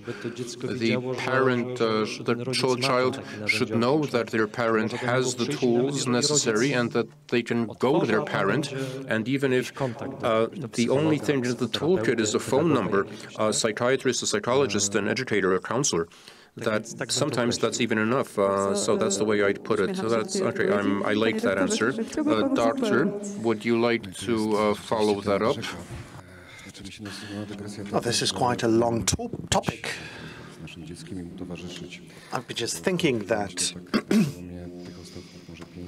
over the past 5 years, I've been asking myself the question why we've had such a dramatic increase in the number of consultations that we've had to provide. We didn't have that before. I suppose it's part of a cultural shift where we are more encouraged to I suppose, contest the authority of teachers and doctors and maybe even parents. And the average time spent on conversations with a child is several minutes a day. We don't talk to our children. And we've heard it in the comments here. In order to listen, you have to talk. And I suppose there's a crisis of authority, crisis of relationships. And parents very often put on the hat of like adult partners of their children.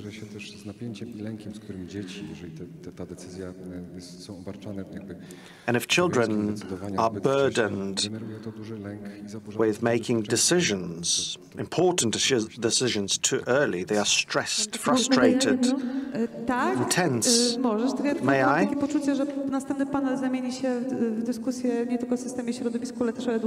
I suppose the next panel is going to address the education of adults.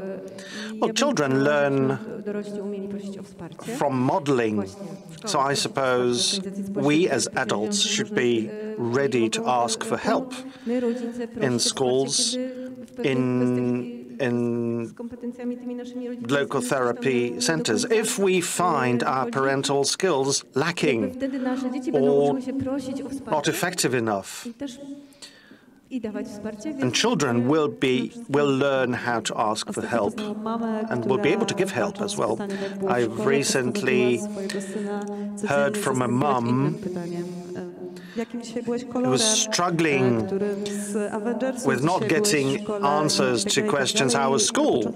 She decided to change the question every day. What color were you? What Avenger were you today? Etc. etc. There was initial resistance from the boy, but then he rolled with the play. Marcel Wosik, there's a question from the floor. Marcel wants to ask a question. Do we have a microphone? Marcel is a student. I'm not sure if you want anyone specific to answer. You're in charge anyway. I am in charge, yes. But for a moment, I have a short story ending with a question, a rhetorical question. Is the meeting recorded? I know that it is already. I suppose it should be shown to the officials in the Ministry of Education and Health, and generally in government, because change will happen if government backs it up.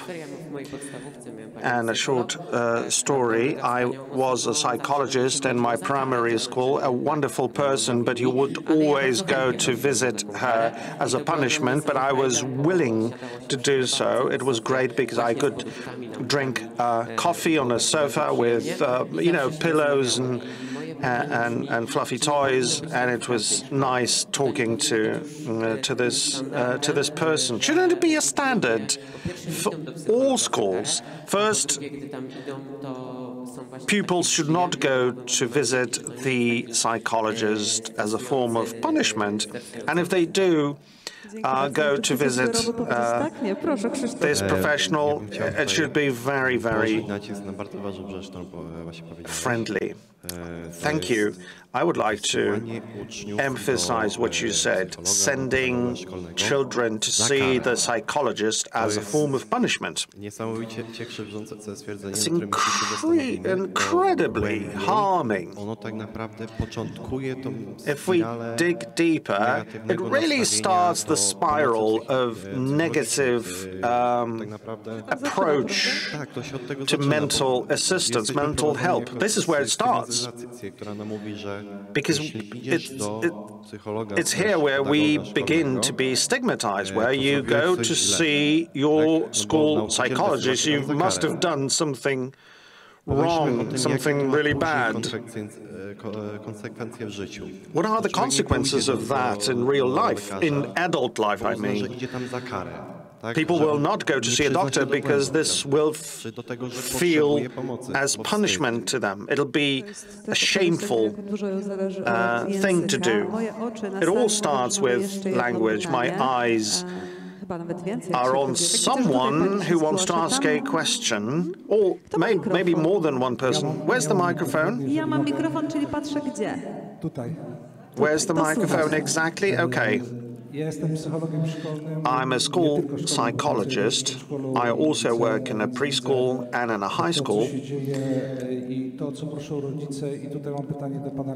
I have a question to the psychiatrist on the panel about working with a student who's taking psychotropic drugs.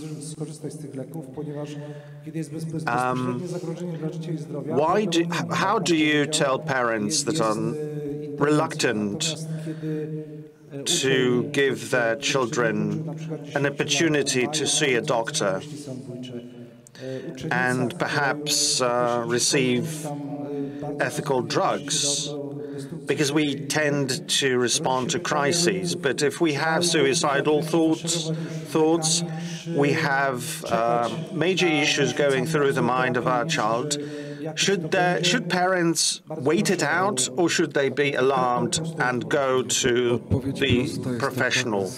A simple answer.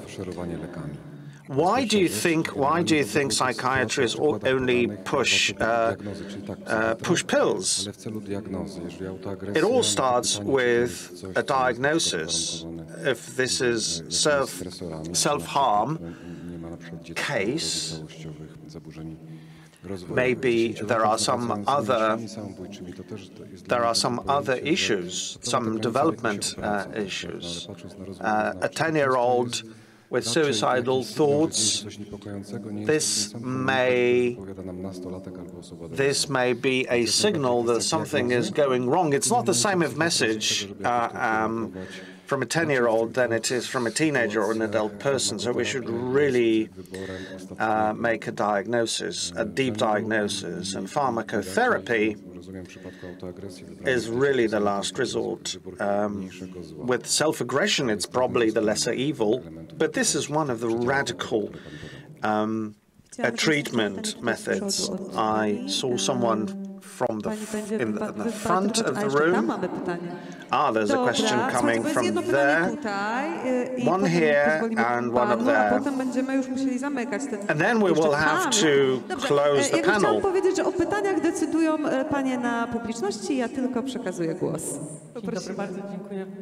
Thank you very much. And thank you very much for this conference, and thank you for this panel. Mental health and vulnerability of young people is a very important topic. I'm a co-organizer of the upcoming conference in the Silesian Museum. I would like to refer to the Smart Bright Minds report, which is horrifying, and it really backs up what I've seen in my professional experience. Children and young people often report the lack of interest from adults and lack of provision of assistance from schools. And children are ashamed or shy away from using the services of school psychologists, for example. Now, we've heard a shining example here, but in most cases, children feel awkward about going to see a psychologist. So psychologists in schools are not very often used properly, utilized. The underutilization of the service is really a problem. So how do we remove the spell? And by the way, psychiatrists are surrounded with myths. I suppose we should start with preschool children. If a child feels awkward, there must have been something done wrong by adults around the child. So we should start with modeling behaviors from the early years and then reach out to the adult community. And whenever we organize workshops for parents, we do not have high attendance, and mostly attendees are parents who are doing fine and not those who are vulnerable. There's room for only one question from the room. So I'm holding a microphone. I've been queuing, so I would like to ask the school psychologist on the panel. And I'm sure the representatives of Dopamina Lab can add. We've heard about interventions, excellent interventions with students. I would like to ask about teachers. They are a resource to be tapped into as we work with young people. Do you have established practices of working with teachers? Do they consult psychologists, do they receive counseling? Do they receive internal training? And how does the faculty generally approach this? In the school I work for, every second Wednesday of the month is spent training for parents, and every third Wednesday is an education session for teachers. As a school psychologist, I am not responsible for leading a self-support group for teachers. These are my colleagues at work, so I ethically cannot combine those two functions. But I can provide education. I can make them aware, and faculty have access to telephone numbers of professionals they can call, and the list is laid out in the teacher's room.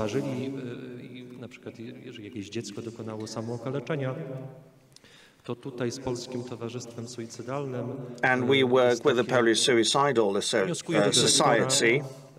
Dla danego nauczyciela o 3 takie konsultacje z psychoterapeutą. And teachers can have 3 consultation sessions with a psychologist if the teacher has come into contact with a mental issue of high gravity, for example, observed self-harm or suicidal attempts. If I may, should schools have established practices or systems? Let me just remind our slogan: the school is ours, school are ours. Every school should develop their own standards and guidelines that they want.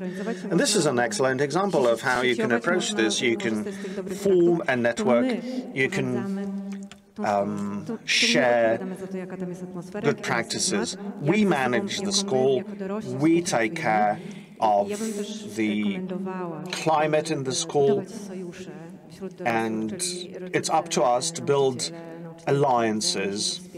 And I suppose all teachers and parents should come together and create conducive environments for children. At the Dopamina Lab, we're busy at work at the moment as we planned the introduction of a code of or standards of mental well-being in all schools. The Yes for Suicidal Prevention Coalition has been developing very good practices. The Varia Foundation is working with the Youth Committee of the Senate, developing standards. Some of them are actually included in legislation. And by the way, it would be great if certain things became public policy. But there are some things we can do at a grassroots level. Things may be hard. There are challenges. But we are here. Teachers are there in schools. We should all do our best. So standards, I'm definitely in favor. Krzysztof, one point, doctor, one point, and I'll have the final word. I suppose as healthcare professionals, we tend to forget that there are things happening in schools, suicidal events, self-harm events, and faculty have to cope with this. I know there is a practice where school principals can ask for the intervention of supervisors, trained psychotherapists. The ministry is fine with that, but it's also talking about the supervision of the teaching process, which is not exactly the same. Krzysztof? I would like to answer this question by invoking the School is Ours slogan. It's one, but two, this is key that we should remember the word together. Let's work together, parents with teachers and teachers with educators. We should all be in it. The school, as an institution, is a place where we spend an enormous amount of time in our lifetime. And this is where we actually learn collaborating. I couldn't agree more. Let me finally say that as teenagers are often told that in crisis situations they can call 116, 115. There are hotlines for adults, 116, 123, but not only. So adults need to be reminded of these things. So do teachers. Teachers should be reminded of the lines of assistance they can use. I knew the debate was going to be lively, and it will move to the corridors of this conference. Krzysztof Nowak, Anna Debak, Patryk Hałajczak, Ireneusz Jelonek were our panelists, so let's put it together for them. Say just one point. May I raise one point? Maybe the debate. I forgot the name. There are representatives of the Górny Śląsk, Upper Silesia and Metropolis. If there's willingness to work together, why don't we develop standards that could be applicable in Zagłębie and Upper Silesia? You know, things that can actually be put together and introduced so that we no longer say we cannot. So let's give good riddance to the no-can attitude.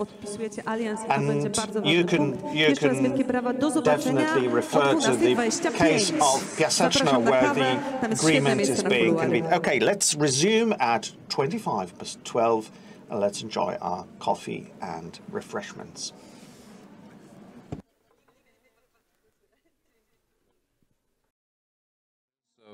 Beginning, I'm sure the people still having coffee will be joining us. We have one more presentation and one more panel discussion left. I hope, as I've said, I hope that we will draw conclusions from the previous panel discussion. And you will be asking your questions, and I hope the coffee has stimulated us, has emboldened us, and we'll be able to ask questions. And we'll start with questions because all the questions come up at the end. We have wonderful guests in our panel, and I'm sure you will have questions to them.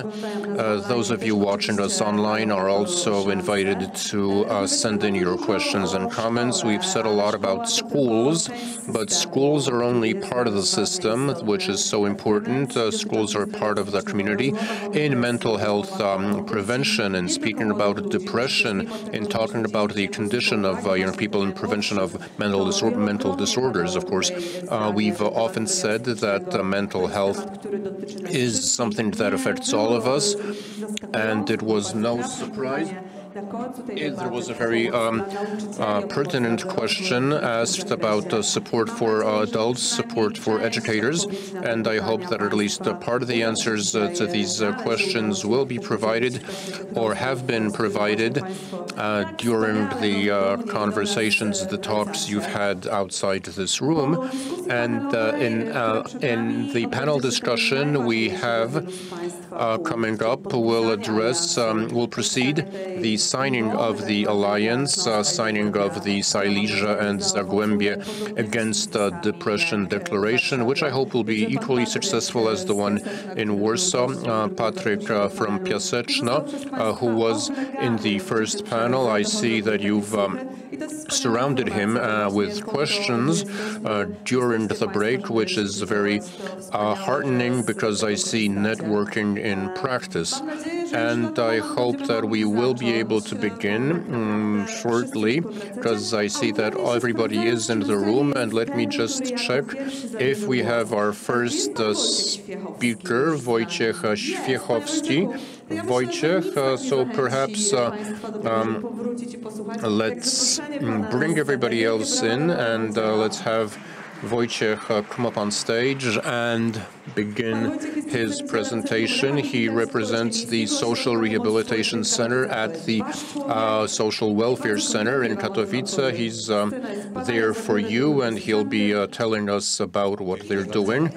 And let's just one more round of applause, please.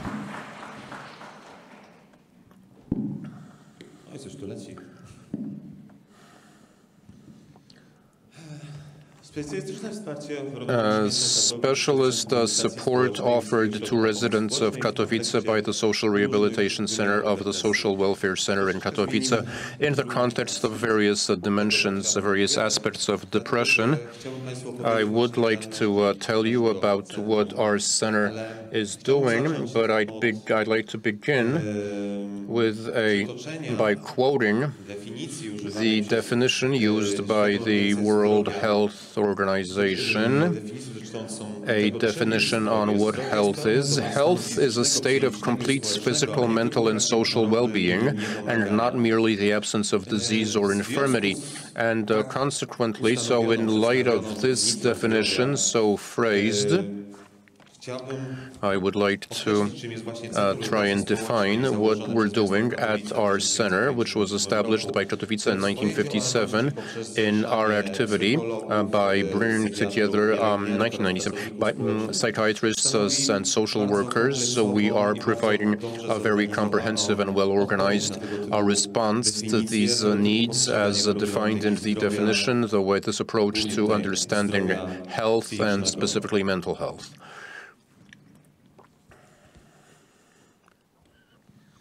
The Social Rehabilitation Center provides service care for persons with mental disorders based on a regulation of the Ministry of Labor and Social Policy from 1996 on provision of specialized care, the Act on Mental Health from 1994, and the Social Welfare Act from 2004.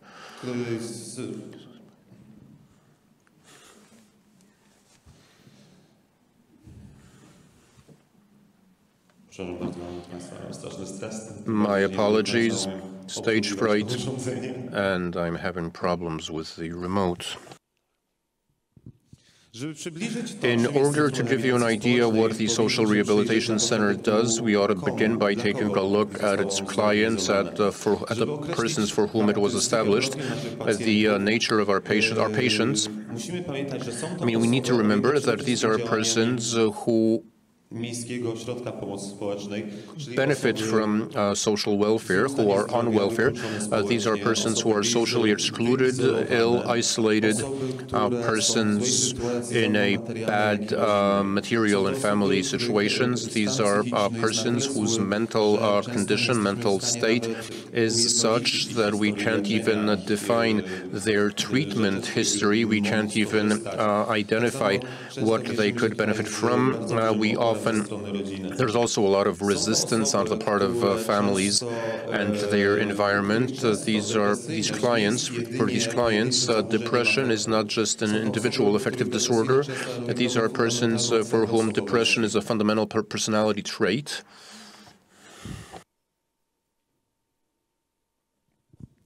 That is why, given this difficult group of patients, an integrated approach is necessary. Based on the Act on Mental Health, we're trying to provide a uniform effort, targeted efforts by psychologists who are experienced in working with patients, psychiatrists who are consultants. We have specialized psychiatric nurses who work with persons with disorders, as well as social workers who also have a similar background and who are also experienced in supporting. So only a concerted effort will allow us to achieve the necessary goals and provide the complex intervention that is often necessary in such cases.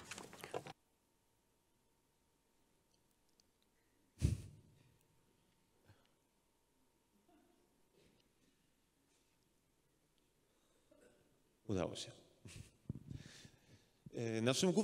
Our main objective as a center is to restore the ability to independently operate within society, and this is a goal that requires us to consider what rate, what speed, and what we should focus on when working with every individual. An individual approach is crucial here. We cannot. The only way we can act is to provide the community-based care. We need to reach out because for clients, going out of the house is can be too much of a challenge. We work with them. We try and involve them, engage them in activities, in a whole range of activities to help them function in society. The foundation, the basis is here that we're reaching out to our clients and we make house calls. That's where we try to provide the support and supervise the therapeutical process, helping these individuals overcome anhedonia and symptoms of depression that impair their social existence. As I've said previously, depressiveness based on depression, based on the experience we've had at our center, and based on the research, depression and depressive tendencies can be seen as an affective disorder, and that's what we target.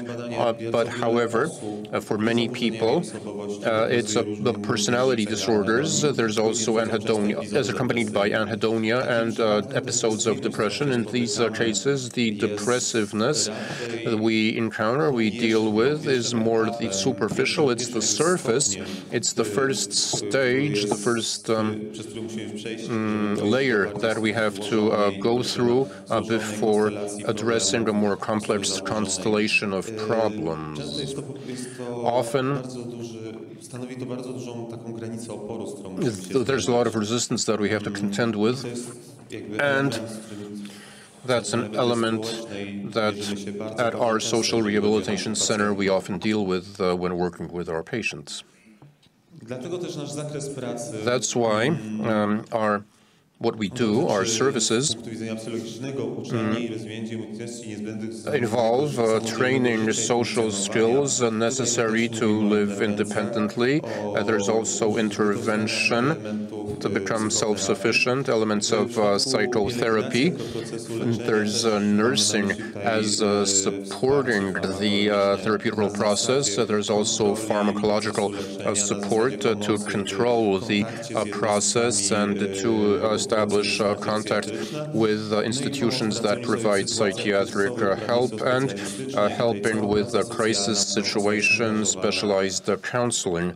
There's a whole network of institutions that help the individual function properly. The majority of clients who have schizophrenia also manifest present depressive symptoms. 80% of those who have psychotic disorders also have symptoms of depression. So those who have psychotic disorders, for them, depression appears as a harbinger, or can often foreshadow, can often be a sign of an imminent episode, or for those whose the psychosis is under control, there can be depression caused by previous psychotic episodes, and we need to bear this in mind and also account for this. The city of Katowice, working for persons with mental disorders, has also developed best practice. So one example of this best practice is the work of our center. Our center, as established by the Social Welfare Center to support persons with serious conditions, persons who are socially excluded, and persons who are in a bad way, persons who come to the center thanks to the intervention of social workers, and we owe that to our city, and this helps improve the quality of life for persons struggling with mental problems throughout the region. Thank you for your attention. That's it.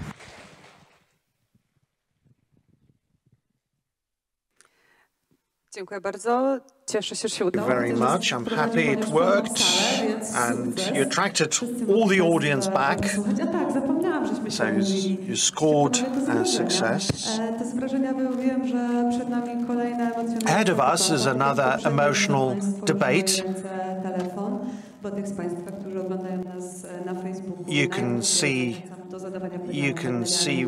a phone on my hand. I encourage questions. Why? Because I will be monitoring questions and comments from Facebook and YouTube.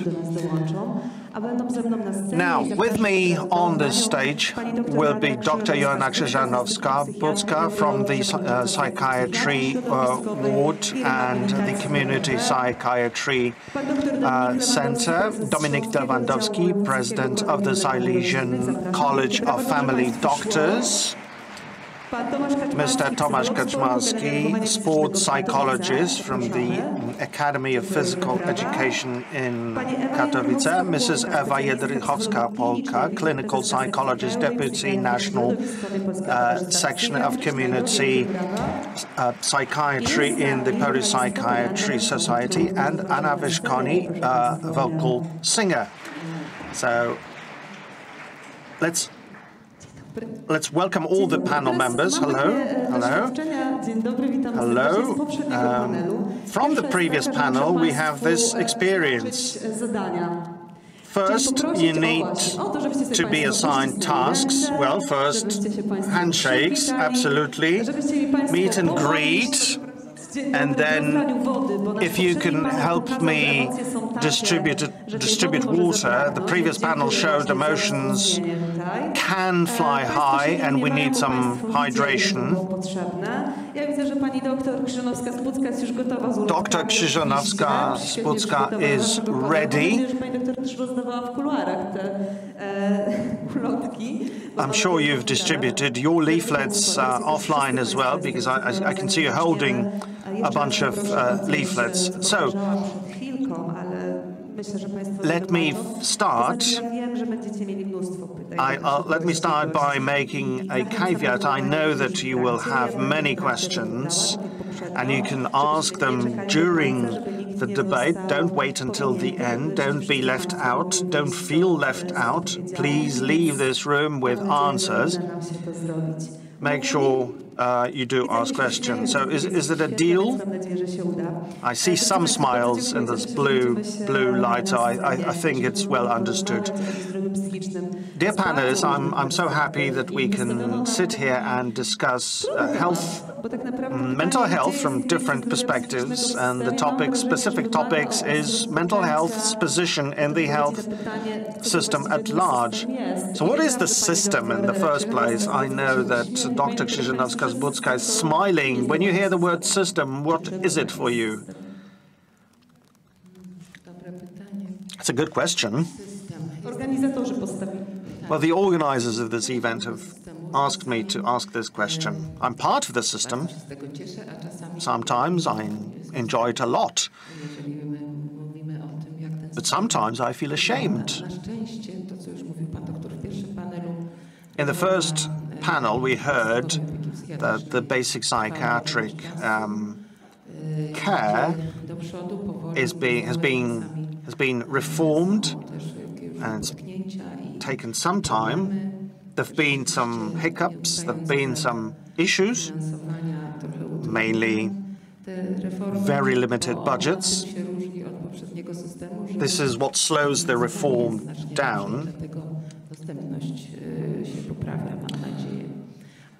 Now the funding is greater, so there's more access.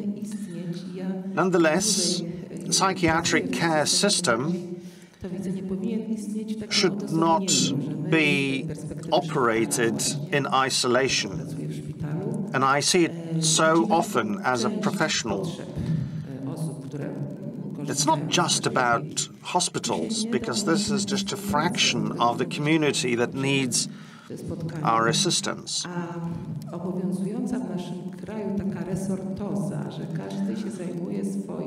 The silos that we tend to have in our country, education separate from healthcare, local government separate from central government, etc., etc. Now, this is not helpful. If we are siloed, we will not be able to help individuals, both affected and those in their families. Because people who have already made appointments with psychologists or psychiatrists are the tip of the iceberg. The iceberg being the whole communities or families. And a mother has recently said in one of the meetings that if a child is ill, everyone is ill in the family. So we need to be able to support parents, teachers, employers, police officers, the clergy. Now, as a society, I suppose, we should learn, and this is actually happening with conferences like these or alliances such as Alliance Against Depression. I think we need to change. We have to learn to change our approach to those affected by mental illnesses and mental disorders and health professionals. We are stigmatized as well as psychiatrists and psychologists. And there's some structural stigmatization as such. Psychiatry as a discipline of medicine has received traditionally very little budgets, very small budgets, as opposed to oncology, for example. Before the pandemic, mental health was not really a popular topic of discussions. But we only could hear the slogan that there's no health without mental health only after the pandemic. Now we understand. So the care system operates in the context of society. We can't change the system without changing the society at large. And the current reform, which is sputtering along, does contain the public awareness and public education component. So it's moving forward, I suppose. I'm sure we will revisit the topic of the pandemic in this discussion. But for the time being, I would like to place you somewhere in the system. Eva, you're the deputy chairperson of the national section of community psychiatry. What is it? What do you do and who do you help? Community psychiatry, broadly understood. And by the way, I would like to thank you very much for inviting us. We're definitely part of this community.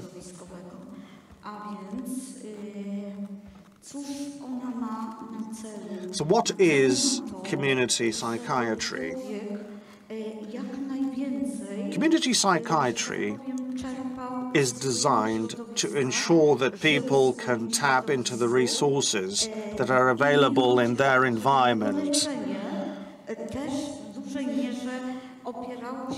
And if individuals need therapy, that therapy should rely on health transfers within the natural community of the patient.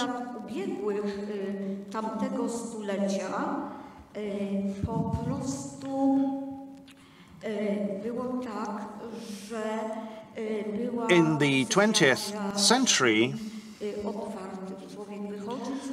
we tended to pursue an open-door policy in psychiatry.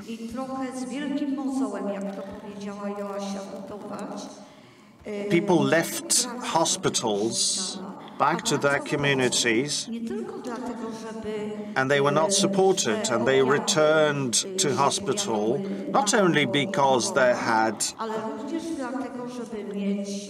repeated symptoms.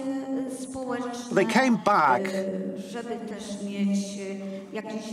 for social relations, for basic support, life support. People come for community with others.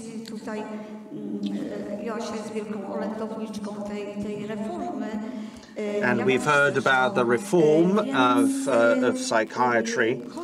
We are all quite staunch supporters of this reform, because what the reform does, it is allowing more space for people to recover from mental disorders in their communities.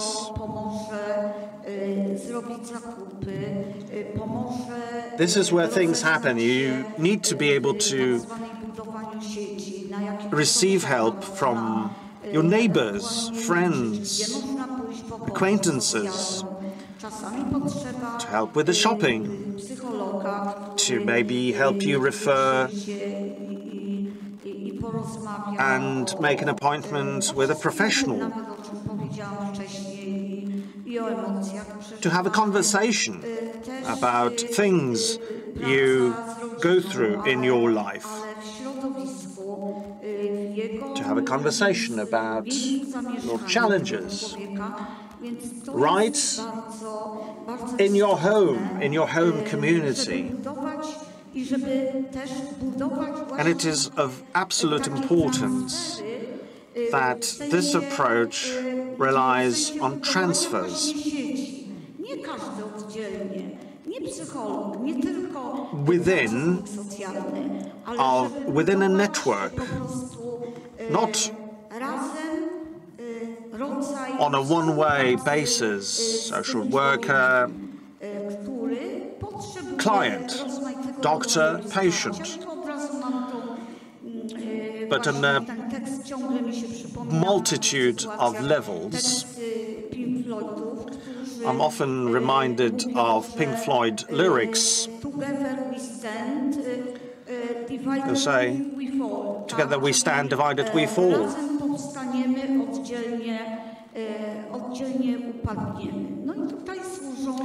This is so pertinent, I believe. And of course, education is part of the equation. Here in Silesia, I have completed a number of projects in the past, providing education to teachers and students, and we had developed communities. We've done projects where we facilitated debates on mental health in community centers to make people aware that anyone in our community,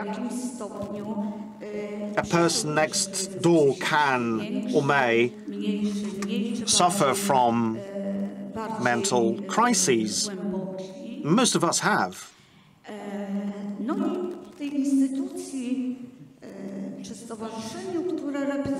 And the association that I represent is committed to developing a network or networks, and we are committed to identifying and mapping resources that help us operate independently and self-sufficiently.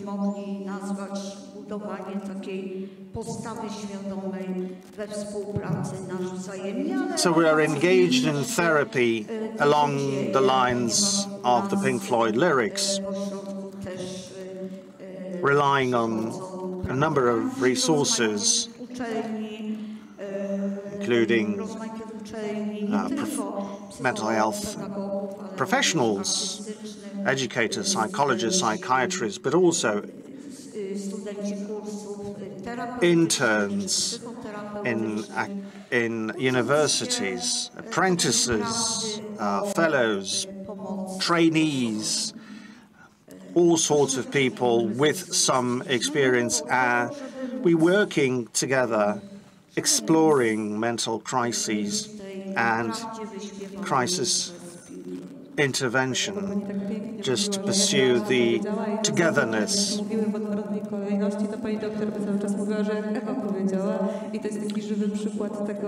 I suppose you sort of cross-pollinated each other's interventions here, which signifies how important it is that we work together. Joanna said that we have to learn talking about this. We've also heard that many of us, or all of us, have gone through a crisis. And we also know that people are afraid of exposing their own crises. If it's so difficult, but we all go through crises, but few people talk about it. Why did you decide to share? And what made you do that? I would like to answer some of the points that were raised here. Beautiful words, by the way. And it's great that we see the system being reformed, and there's much more awareness. Underlying to all this is perhaps the general belief that is being developed among community members that it's not shameful to be depressed. For small and large community members alike. I personally live nearly in the major city of Wrocław, and I work and live with a community of people who are not affected by the sort of stigma that is associated with depression. It's not a taboo, but it's not like this. It's not the same if I go to my parents' village. So we should be able to demonstrate to people that anxiety disorders, panic, and depression is something that happens to people.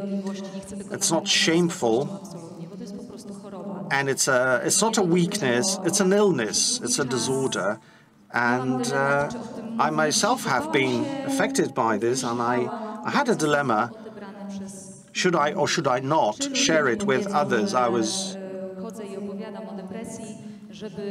not very keen on sharing this with others. You know, I was wary of the possibility of being accused of, you know, prancing with my depression just to propel my self-image. No, people do accuse people who share their depression of boasting.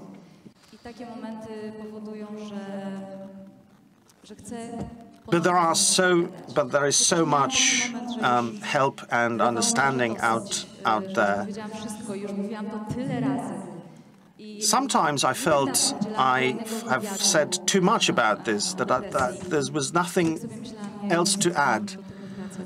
Recently given an interview about depression, and I keep talking about this. Now, I felt everyone knows that. Everyone has heard about this. I have suffered and recovered. Now, after this interview, a friend of mine called me, thanked me for saying these things out loud again and again and again. She was depressed herself, and it was me who inspired her to seek help. Her depression she's relapsed, and she's looking for help again. And she's not giving up. She has made an appointment with a professional. She's seeking professional help. Well, it's exactly saying things and again and again and again means that you can always find this one person who has not heard it yet, and you can help. Now, before you made your first decision to share, was there any sort of breakthrough moment, a defining moment for you that you decided, well, okay, let's do it. I should really come out? Oh, it was a chain reaction when I shared the news of my cancer. That was the first thing. Then I said, well, why didn't I go all the way? So I shared my depression, which was a result of my experience and the changed equilibrium of hormones in my body. And I just decided I want to inspire people to act. Close to me, I found people I had helped. And I said, look, if I can help people around me, why shouldn't I reach out to more people in the community? And my popular image, the fact that I'm recognized, is something that I want to use to put to a good use. I'm 42, I sing, I have a baggage of experience on my shoulders, but there is a responsibility in me, I sense, to help and inspire others. I'm looking at comments online. I'm crying. Someone is writing. So again, someone has heard these things for the first time ever. Dominic, what about you? We met in a panel in Warsaw. We spoke about GPs or family doctors, about the role, about the skills, and it came back as a topic all the time. And so on. Let me ask you about your role in the system. What about family doctors in the mental health environment? First of all, let me thank you for inviting me. I heard comments shared in the previous discussions, and I am uplifted seeing the level of engagement and involvement out there as people embrace this challenge. Now, it all shows that depression is a multifaceted phenomenon, or multi-level threat, if you like. And a comprehensive response is critical, where we have to work together in a large system in order to be effective and efficient. And just remember, about 15% at some point in their lives will go through a depression. So this is a lifetime statistic. So we have to know how to respond to this. Now, the system that you referred to, not only the healthcare system, but the family doctors, GPs, and the basic healthcare services are supposed to provide the foundation in the form of referral structure. GPs should be guides for patients, helping navigate the system where help is provided most effectively. GPs are approached with all the problems we have. What about accessibility? Accessibility of GPs in Poland is quite high on average. Polish people have 5 appointments a year with GPs. So we know our patients quite well. We know our patients' families. We know our patients' closest communities. And we manage their affairs.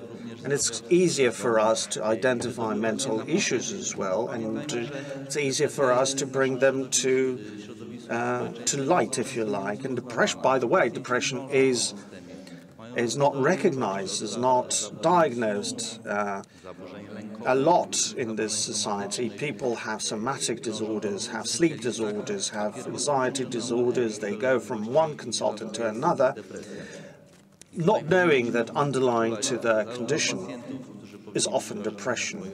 So we should be sensitive to symptoms that our patients report, but also we should help other health professionals be aware and be sensitive and be ready to put depression into the equation of their differential diagnosis.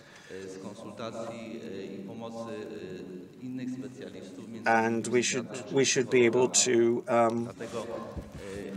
manage the referral system. So if in doubt, go to your GP, and the accessibility is high, and GPs will hopefully find a pathway for you.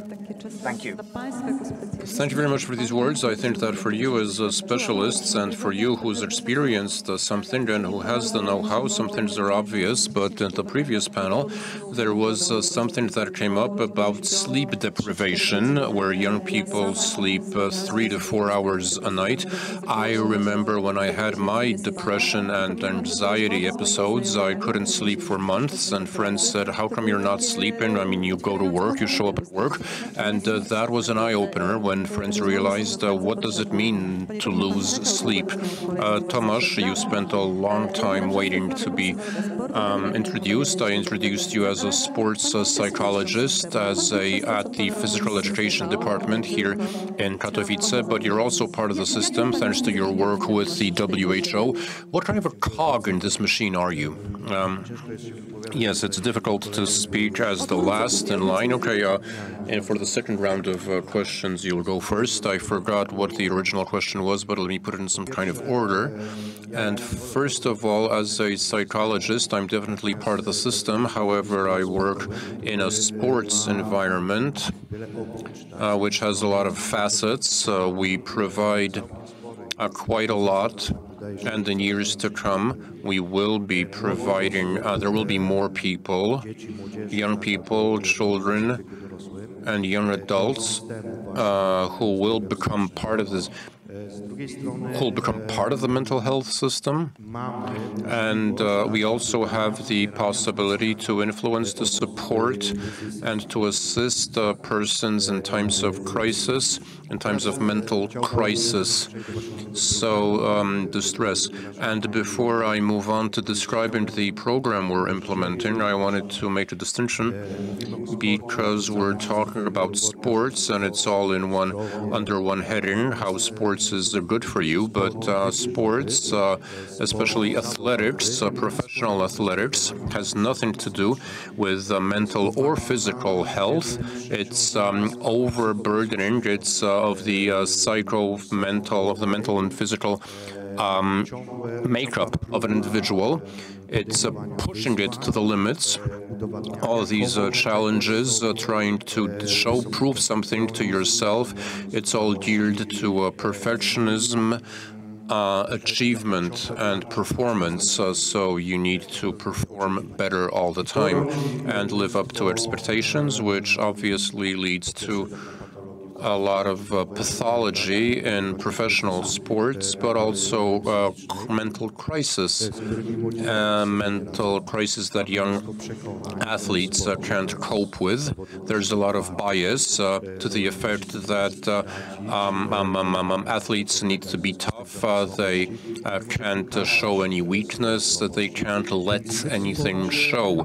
So in sports, it's only been a few years since we're looking at mental disorders, and it's something new because the profession, the community, athletes who are retiring and are increasingly aware, increasingly look back at their career and reconsider what happened. So they're starting to talk about recurring depressive episodes, mood swings, anxiety disorders, neuroses, and this launches a discussion within the community. We have positive coaches, we have positive sports, all these concepts, and supportive sports. So we want to see the human being, the individual, in an athlete, and not an athlete who performs only and who competes. I'm sure you're all supporters. I'm sure you follow sports. You have your favorite athletes whom you're supporting and whom you judge. If they fail, but you don't see the work that they put in order to even compete, in order to attend a competition, to take part in a competition, a meet. So I want you to see it from a human perspective. These aren't machines, these aren't robots that perform tasks, that have stats, but people exclusively, but people who've been working hard all their life, so we can watch them. And increasingly, we're speaking about well-being. It's about being supportive, psychological support for athletes. There's more specialists in the field. Nonetheless, we're just a part of this pyramid, a pyramid in which then you have therapists and psychiatrists. So whereas previously athletes didn't talk about their experience, now during their career, at the peak of their career, they're beginning to discuss the mental issues they face. So on the one hand, we have sports, we have professional sports, which isn't healthy. On the other hand, we have exercise, we have physical activity. So that's a major distinction we need to make. Physical activity has a role to play in the school system, and generally physical activity as part of life. So we position ourselves in this system. We see ourselves as part of, as a tool, as something that, as a group who can help overcome crisis and provide support to persons who are in a time of crisis. Physical activity has a lot of advantages, a lot of assets. It helps you deal with stress, relieve tension. You get better mood and improve the mood, and your coping skills, your self-esteem goes up, and generally teamwork. That's also. So we want to change the approach, we want to change the system, we want to change the entire way of thinking about physical activity in this system. Which is why we have this program of psychological support, which was designed by WHO experts, and thank you to them for that, because it's a wonderful tool that we can use to reach out to people who are responsible, to decision makers, to support physical activity, like PE teachers and coaches. This program is, again, targeted. The purpose of this program is to call attention to the crises that young people might experience, and It's a way of supporting these young people, and it also wants the purposes for sport to become, and physical activity to be healthy, to be supportive, beneficial, which is why there's 3 values we would like coaches and PE teachers to subscribe to promote, and also in terms of safety, not just physical safety, but mental safety. We want equal rights. We want to see everybody equal treatment. Because, and physical, everybody can have equal rights, and anybody can be physically active in their own way, to the best of their abilities, and they can enjoy that. And dignity. Dignity, we want physical activity to be positive. We want mutual respect. We want to respect diversity. We want to respect the fact that everybody can have their own issues that they're dealing with. And that's why I asked at the previous panel about teachers. Oh, that was you, yes. I'm sorry. I didn't see you from where I was sitting. I heard your voice. Right, now now I see the big picture.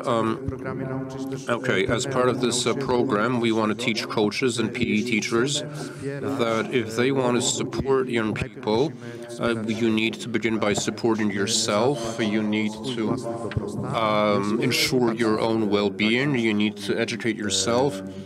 And you need to be, you also need to use physical activity as a way of supporting young people. Okay, Tomasz, it's all coming together. So you're a perfect segue between the panels.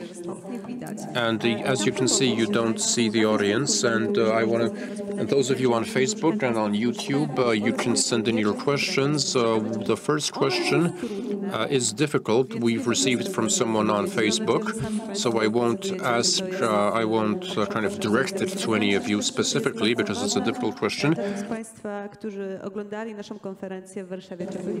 So those of you who attended the conference in Warsaw, an important issue raised then was mental health for persons with disabilities. We had a great presentation about persons on the spectrum, on the autism spectrum. So I wanted to point out access to psychiatrists, therapists, psychologists for persons, for the deaf.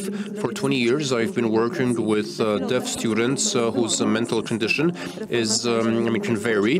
They are excluded. The school reform is neglecting these children. So do you have experience of working with deaf with people or deaf individuals, or do you have any examples of best practice? I wanted to share an experience I had.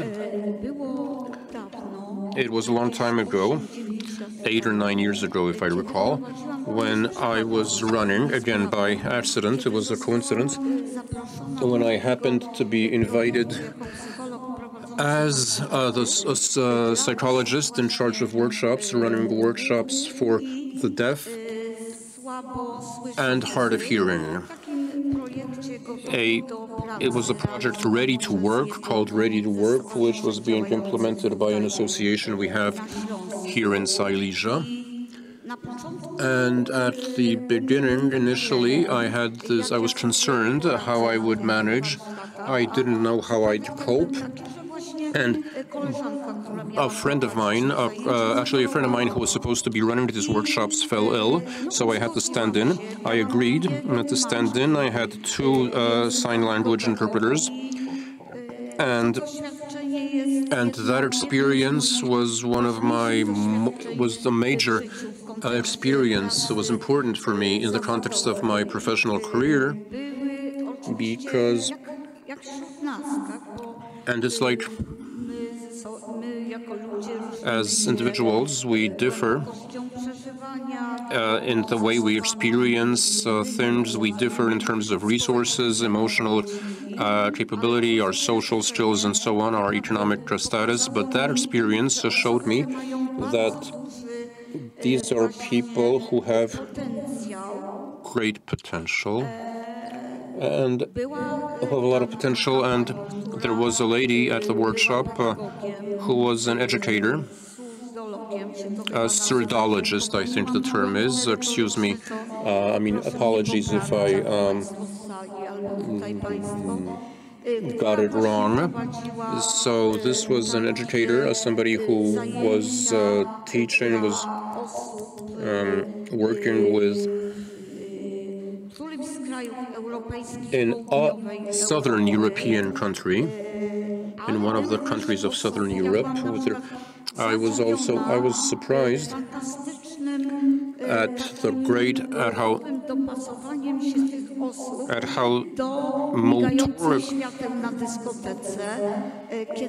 how they were able to be in sync with the flashing lights at a disco. They danced to the blinking lights and they were able to dance to the beat. So it was a great experience seeing that, how they were in tune, in sync. There was also a gentleman who worked at a city administrative office in southern Poland, and there was also someone who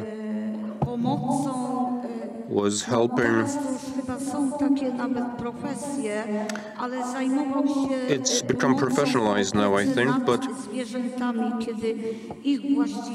he was looking after support dogs, guide dogs, or he was looking after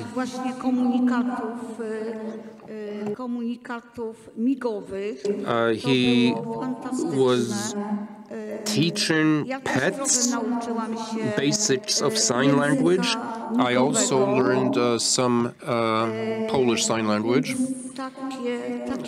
So that's the experience I have. Thank you very much for sharing. I'll hand it over to you in a moment.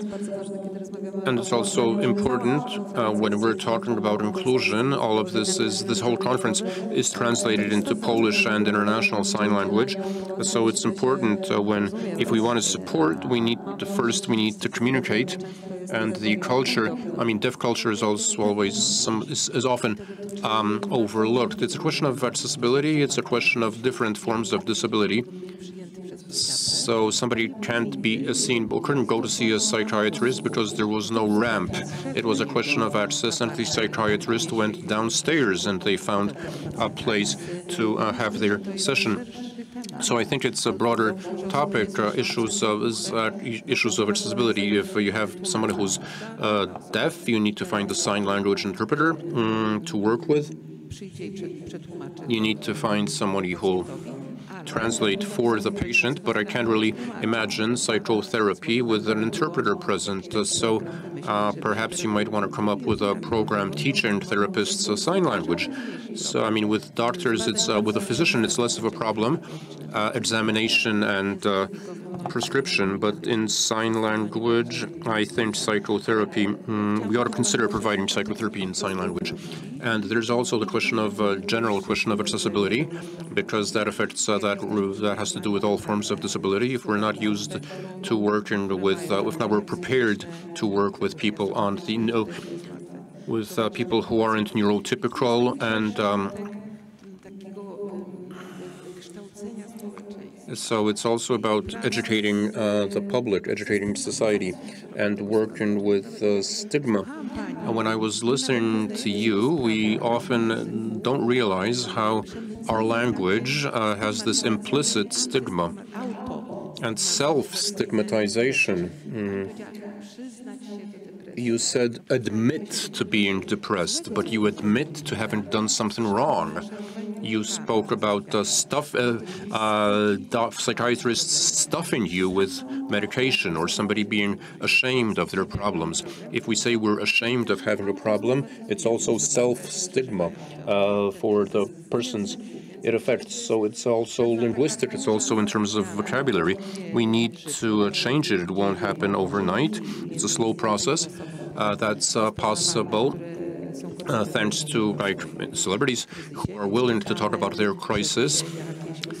So we're looking for people to come forward. We had in Warsaw, we had somebody on the spectrum, or we want to have some sort of testimony by somebody who's seen a psychiatrist. I mean, look at this auditorium. It's not wheelchair accessible. If we wanted, or so if you had somebody with a motoric disability, there's a lot of barriers out there, and we have our work cut out. Yes, I just wanted to say that, of course, vocabulary, but now let's have Anna. And let me just say that I know we're getting questions from the audience here, and thank you very much for that. In the previous panel, we had an example, or else I'll send you to see the counselor. So there's also some kind of punishment. I wanted to comment on persons with disabilities. We were talking about about deaf people, and I'm an ambassador of a center outside of Warsaw with children with disabilities, a home for children with disabilities, where they stay ever since they were very young. So the question is, how does the system treat these individuals? Because in that center we have 7 kids who will be leaving the center and the home, and now they're at a crossroads. So they're a little lost. They don't know what their future, what to expect. They don't know if they'll be sent to another home. One girl will be able to go to her family home, but the rest don't have any family, any parents. These parents either renounced or gave up custody or lost custody. So in centers like this is psychological, psychiatric care provided for these lost children, these children who are facing a very serious point in their life. The reform of basic psychiatric care should also be available to persons in homes, in welfare homes. It's a question of jurisdiction. So if the mental health center has a home in its jurisdiction, it should also reach out and provide services to its residents. I'm thinking about the children in schools, children who do not have any, who aren't told anything in school, who don't have any classes about depression or sort of learning about depression, coming to terms with depression or teaching empathy towards their peers. And I think that's something that's so neglected. It's not something that's discussed with children. It's even painful because at home, very rarely, that's also very rarely addressed. And that's a question of stigma. That's the stigma, and we're trying to do something about it. I'm glad both of you said that, because it did come up in the previous panel. We need to keep saying, it's like your testimony and your experience. You need to share, you need to repeat yourself, you need to give the same interviews over and over again. And also when working with children, speaking about their emotions and mental health. Dominique? Yes. The previous statements, the previous comments brought 2 things to mind. The first is a communicative context, in the context of deaf people and people who don't speak, who are nonverbal. Communication is not entirely verbal, and it's nonverbal communication. My experience dealing with these individuals shows that they're easy to communicate with as long as you learn to communicate at a different level.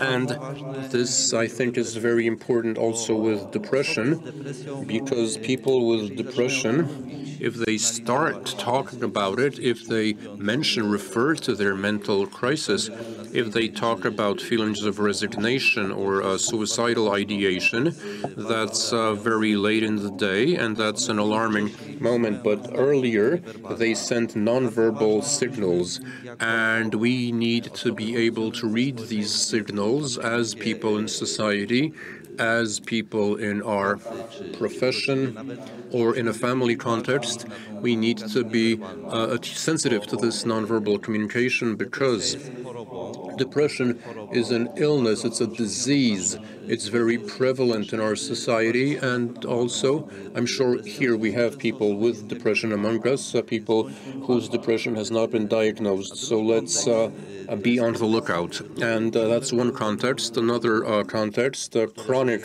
health conditions that are conducive to depression. We have research, persons with heart problems, diabetes, persons with disabilities, with cancers are more at risk of depression. In society, so throughout society, it's several percent, whereas the average is several percent. For persons with chronic conditions, it's several dozen percent, it's 50 or so percent. And we need to bear that in mind and extend special care to these vulnerable individuals. Thank you for that. I heard that there's a question to the right of me. I see the lady. And also, okay, let's have some more questions, maybe.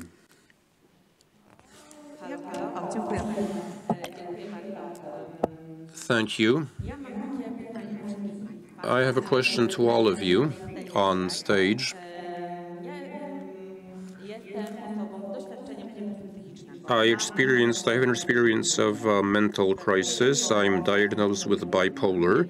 I'm a healing assistant, and that's one of the hats I wear professionally. My experience has shown that the crucial, in the healing process, in the process of recovery, something that you can't prescribe, but that's definitely out there. Physical activity was very important. And my question goes out to the doctors we have on stage. Is it possible, in practice, what does it look like? Can you prescribe, can you recommend physical activity? I mean, not sports, not professional sports, obviously, because we know that sports athletics is a great burden on the organism, but physical exercise as a prevention and something that supports the healing process. So when will that become part of the healthcare system? I was in a mental hospital. I was hospitalized in a psychiatric ward. There was a daily morning exercise, but it was 10 minutes a day. Another element, like art therapy, you have that in psychiatric hospitals as well as in other centers of mental health care centers, and that's worked very well. Now, as regards artistic activity and sports and physical activity, I think that it's similar. So in terms of effectiveness, so maybe physical exercise, physical activity could become part of the mental health care system much on a par with art therapy. That's a great question. Any takers? I agree with you, although I might not be the best paragon, a model of somebody who's physically active, but I do run a ward to prevent relapse, and exercise is an important component of what we do, but it's not easy to encourage people, to persuade people to exercise. In psychiatry, we have physical problems because, well, I mean, let's face it, part of the medication does make physical activity difficult. They have side effects, and it can make exercise difficult. And then also symptoms of mental disorders also make it hard for you to exercise. So you need a lot, the staff needs to be more attentive, needs to be more focused on movement, on supporting physical exercise. I'm very much in favor of encouraging people to exercise and also prevention of obesity, because it's much easier not to get fat than to lose weight. We know that it's a disease of society, just like depression, a modern-day ailment. And healing assistants have a lot to do here. I have a trainee healing assistant who's completed the course, and she's very effective at persuading the group to exercise longer, and it's longer than 10 minutes. And while nursing staff, maybe because she also exercises with them, while the other staff was not as effective. So I see there's a role to play here for these healing assistants. I see you gentlemen want to answer, but let me just add, how can this be done as part of the system? How to keep it from being like go outside, go for a jog, go for a run, or run a marathon, you'll feel better. I'm being ironic here, but I know we're professionals here. However, these things, and it's a fine line here with sports. So, okay, let's talk about these alliances. We're introducing specialty areas in physical exercise, and not everybody can work with persons who are depressed, and you need to have the expertise. You need to have to do that. Persons coaches, for instance, are focused on physical fitness. They want to improve physical fitness, and they don't have the knowledge. They're not really ready to work with persons who have mental disorders. And I think it's a great idea as part of this alliance to bring together two communities, because getting back to the program, this program of psychological first aid for trainers and teachers, coaches and teachers. This is an alliance between the physical fitness, the physical education community and coaches and psychologists. This is the first project.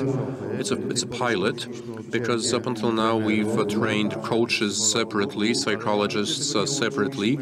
We've never brought them together and have psychologists and coaches run courses together.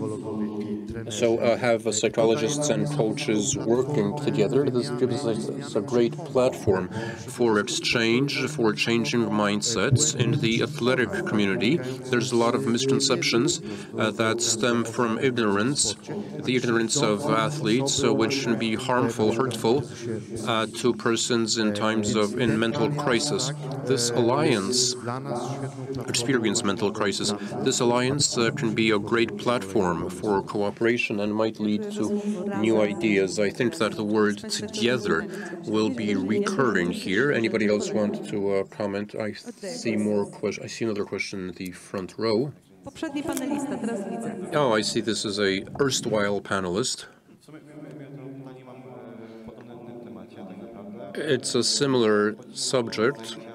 I want to ask about classes, physical education classes.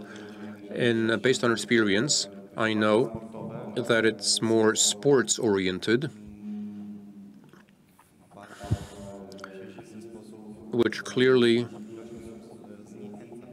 which discourages people, dissuades people from physical activity. And as you're saying, it's different, sports and physical activity, being physically active. So in an academic, for instance, the Physical Education Academy,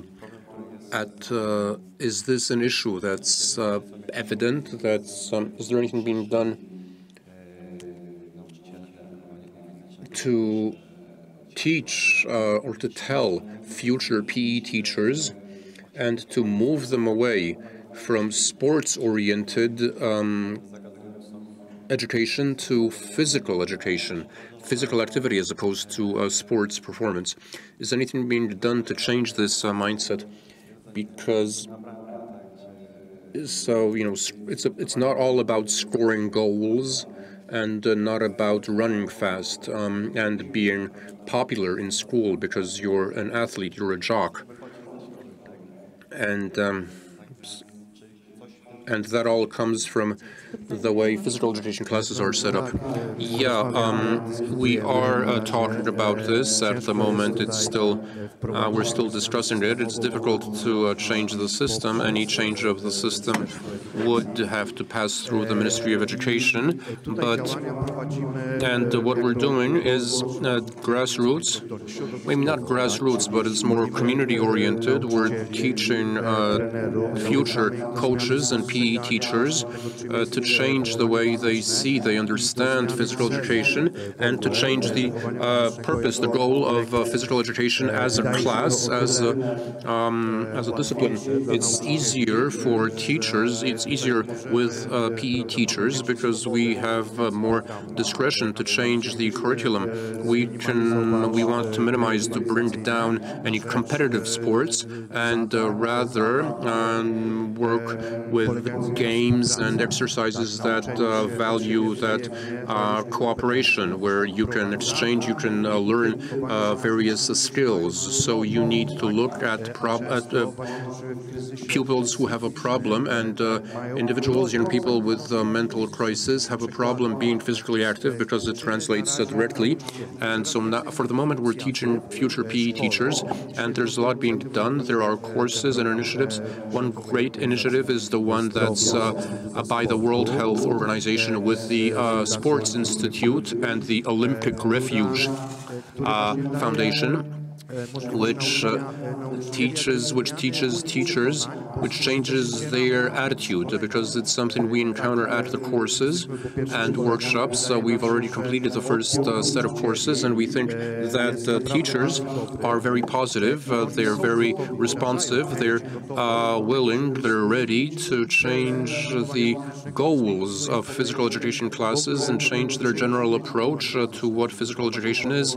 They want it to be a way of supporting, inspiring, getting people active, and teaching cooperation, fostering cooperation instead of competition. So let's hope we succeed, but for the time being, we're working with individual teachers.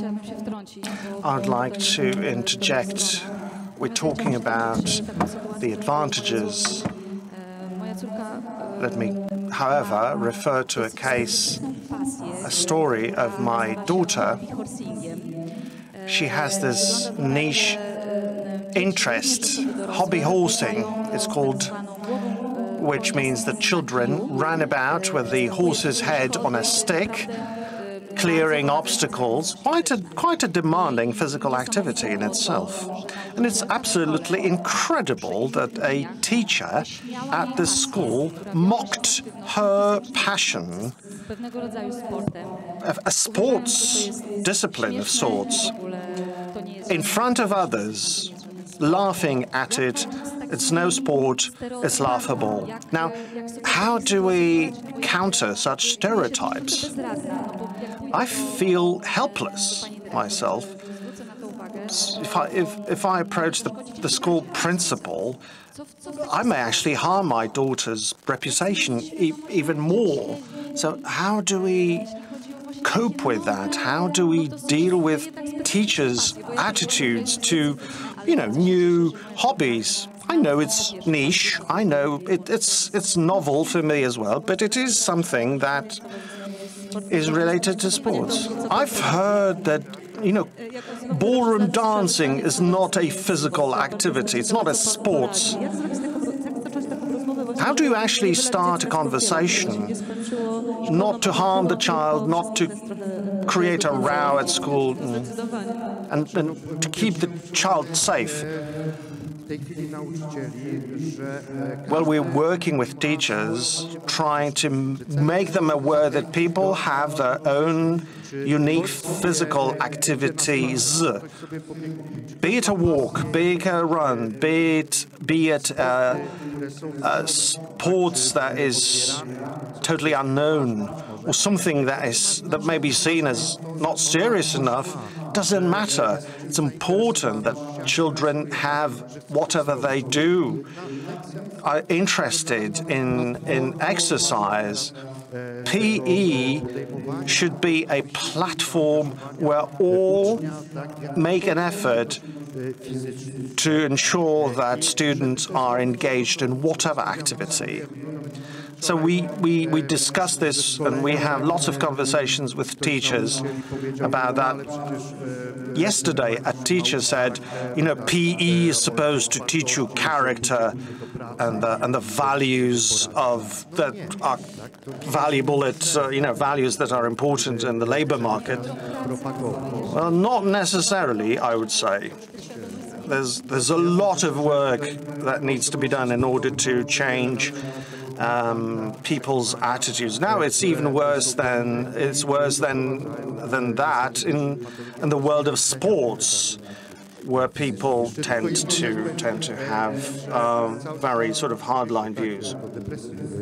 And it actually, if the child can suffer from this attitude, can actually be depressed. And in performance sport, the higher the peaks, the higher the performance level, the bigger the vulnerability, mental vulnerability, and the propensity or the susceptibility, rather, to depression.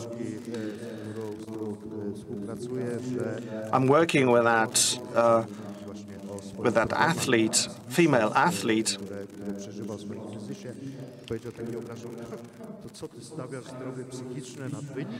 who has approached a coach, shared her mental problems, and she heard that she was wrong in putting mental health above physical performance. Now, if I may intervene, last year I organized Silesian mental health days for the 28th time, actually. Last year we had the slogan, "Mental Health Unites Generations." So speaking of students and their problems, their challenges, we must never forget about their parents and adults, other adults, teachers. There's a rule of thumb for this, I suppose. It works fine, it's simple, and it can work with parents and teachers and other adults. Happy parents means happy children, not the other, never the other way round. I'm not talking about fairy tale happiness. I'm not talking about the sort of relations that are out of a story for children. What I'm talking about is the simple communication skills and coping mechanisms, and being able to communicate together.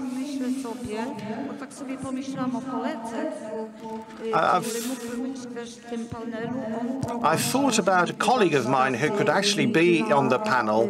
That would be quite useful. He delivers workshops, so he's a therapist, and he works with teachers and parents.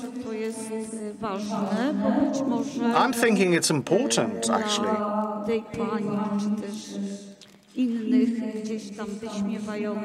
For that lady who mocks her students, or others who do similar stupid things, I suppose she would benefit from a workshop like this. Eva, this links nicely to the previous panel, which covered adult education.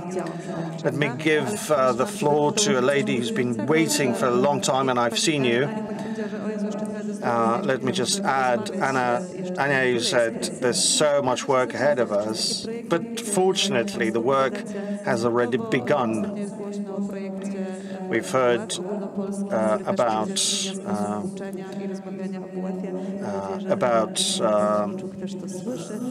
mental health in sports. PE is being now reflected upon. I'm an educator and I work with my school psychologist. We often see disturbing cases of self-harm.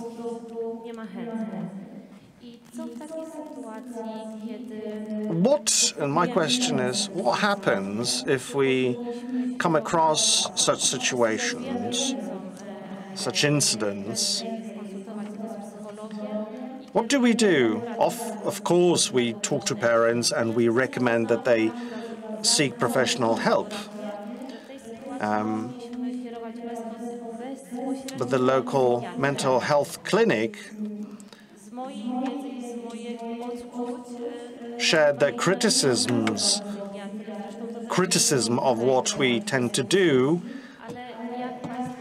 Professionals in the therapy or the mental health center told us we should naturally, immediately refer students to psychiatrists, and we don't believe it's the right way forward. So that's the level of, that's the first referral level, and we heard it from the doctor here. There is the first front line, sort of line, where there are no psychiatrists, but there are therapists and counselors who can assess the gravity of the problem. I'm not a child psychiatrist, but I think that the inclusion of psychiatric professionals might be counterproductive with children.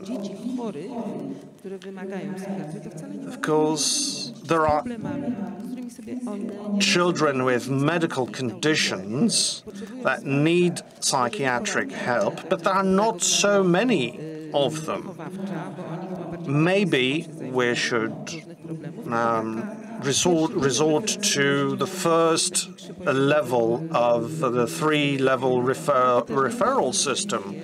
Start with counselors and therapists. I'm not sure if it's available everywhere. I don't know much about Silesia. I'm hoping this Silesia will be better and better equipped. We're going to sign an alliance quickly. We're about to finish this conference. I'm hoping that you can ask and answer the questions offline. May I take a moment to thank my panelists, including you, of course, Doctor. I wanted to say the last word. I would like to make a small commercial of a yellow ribbon march where we take a trip usually to the ministry, demanding that our rights be respected. This year we are marching in the streets from the Ministry of Health to Ministry of Education, or the other way around, to fight and to protest against the silos in government departments. So watch the event online, join us, or do something in your own communities, because there will be events across the country. The yellow ribbon march is a dignity vehicle, if you like, organized by the Krupa Association, and it's an offspring of the Mental Health Congress. It's a street activity demanding better mental care. Motorbikers, bongo players are our allies on occasion. whoever is willing, please join us as we march for improvement. We appreciate the fact that the Palace of Youth, or the Youth Palace, is hosting this meeting. This palace is probably the more important of the two here in the Palace of Culture and Sciences in Warsaw, especially today. Anyway, thank you so much for being part of the panel. The leaflets are being distributed on my podium. I had a piece of paper which you removed, gentlemen. We had to do something about this. I have to chase you out of this, away from this stage. That's my task, unfortunately. Let's have a bit of an applause to help the ladies and gentlemen out of the stage, and off the stage, rather. Can I regain my little piece of paper from the culprit, from the podium? Tą, która była przyklejona tutaj. Mamy to. Drodzy Państwo, niespodzianki to nasza specjalność. Kartka się znalazła. Surprises, our specialty. Tym bardziej, że zmierzamy do... My paper on the pulpit is tutaj dzisiaj ready. Za chwilę nastąpi symboliczne podpisanie. We will have a symbolic signing of the declaration of the Alliance Against Depression, signed by local officials and community leaders. Some of you may be represented by substitutes today, so the names that I'm going to read out may not actually be your names, but bear with me. I'm sure we will all be understanding. So let me ask Patrick, who was in our first panel, to hand in the declaration. We're getting rid of this coffee table and this phone. I will not read any further questions. Deputy Mayor of the city of Katowice will be on the receiving end, but let me invite all the individuals who will be part of the ceremony in alphabetical order. Anna Żywiecka, Deputy Mayor of the city of Będzin. Some stairs to cover. Bieruń, Krzysztof Grzesica, Mayor of Bieruń. Bytom, Adam Fres, Deputy Mayor of the city of Bytom. The city of Chorzów, Mariola Rolenda, Deputy Mayor. The city of Czeladź, Beata Zawiła, Deputy Mayor. Dąbrowa Górnicza, Bożena Borowiec, Deputy Mayor. Gierałtowice, Mr. Żogoła, Mayor of Gierałtowice. Gliwice, Ewa Weber, Deputy Mayor. Katowice, Jerzy Woźniak, we've seen him already, Deputy Mayor. Kobiórk, Barbara Domagała, head of the local social welfare center, Łaziska Górna. Aleksander Hera, Mayor, Mikołów, Katarzyna Syryjczyk-Słomska, Welfare Center, Mysłowice, Mateusz Targój, Deputy Mayor. Put it together, yes, let's have more applause as I flip my pages. Piekary Śląskie, Sławomir Skardurek, Mayor of Piekary Śląskie. Community of Pilchowice, Maciej Dogogula, Mayor. Psary, Tomasz Sadło, Mayor. Pyskowice, Adam Wójcik, Mayor. Ruda Śląska, Anna Krzeczko, Mayor. Siemianowice, Beata Gałęcka, Deputy Mayor. Siewierz, Zdzisław Banaś, Mayor. Rafał Adamczyk, mayor of Sławków, Sosnowiec, Monika Holewa, mayor's plenipotentiary for social policy and funds, Świerklaniec, Marek Cyl, mayor, Świętochłowice, Daniel Begier, mayor, Tychy, Maciej Gramatyka, deputy mayor. Last but not least, Wirral, Joanna Pasierbek-Konieczny, chair of the local council. Now, this is such a strong and grand group. I have to ask you to make some compacting movements so that you are a smaller, denser group,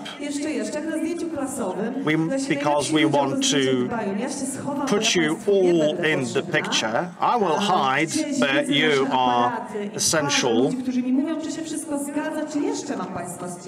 So is it all right now? I'm asking the photographer. Oh, I have to put you at the center, at least 3 rows, maybe actually 4 rows, gentlemen who are taller are kindly asked to move back, leaving more space for shorter individuals in front of them. We need more compaction. Mobile phones are good to go, but professional cameras have narrower frames. Okay, some more. And more to the center, please. Thank you. It's all right. All we need is the handover of the declaration.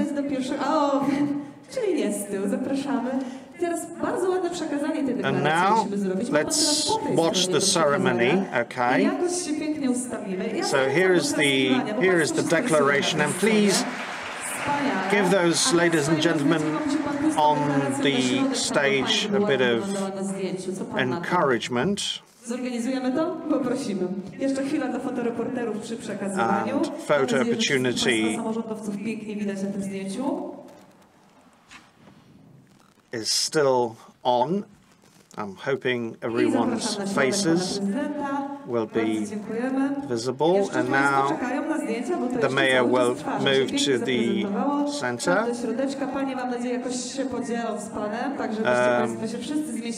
Suggest that the ladies grab the declaration as well. Let's have some exercise as well. Let's put it together. It's always better to take photographs when people applaud. Za chwilę przedstawiciele aglomeracji, których tak Państwo pięknie nagrodziliście brawami, będą po kolei podpisywać symboliczną deklarację, która jest za nimi. The local officials will now start signing the ceremony, signing the document. You can leave this room and you can start exchanging ideas and sharing comments in the hall. The exit will be on my left-hand side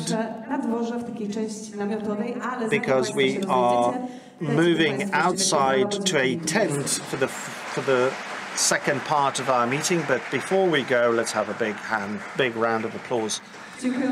Thank you so much. I'm hoping that this is just the beginning of a wonderful collaboration going forward. And it's been a pleasure being with you. Thank you.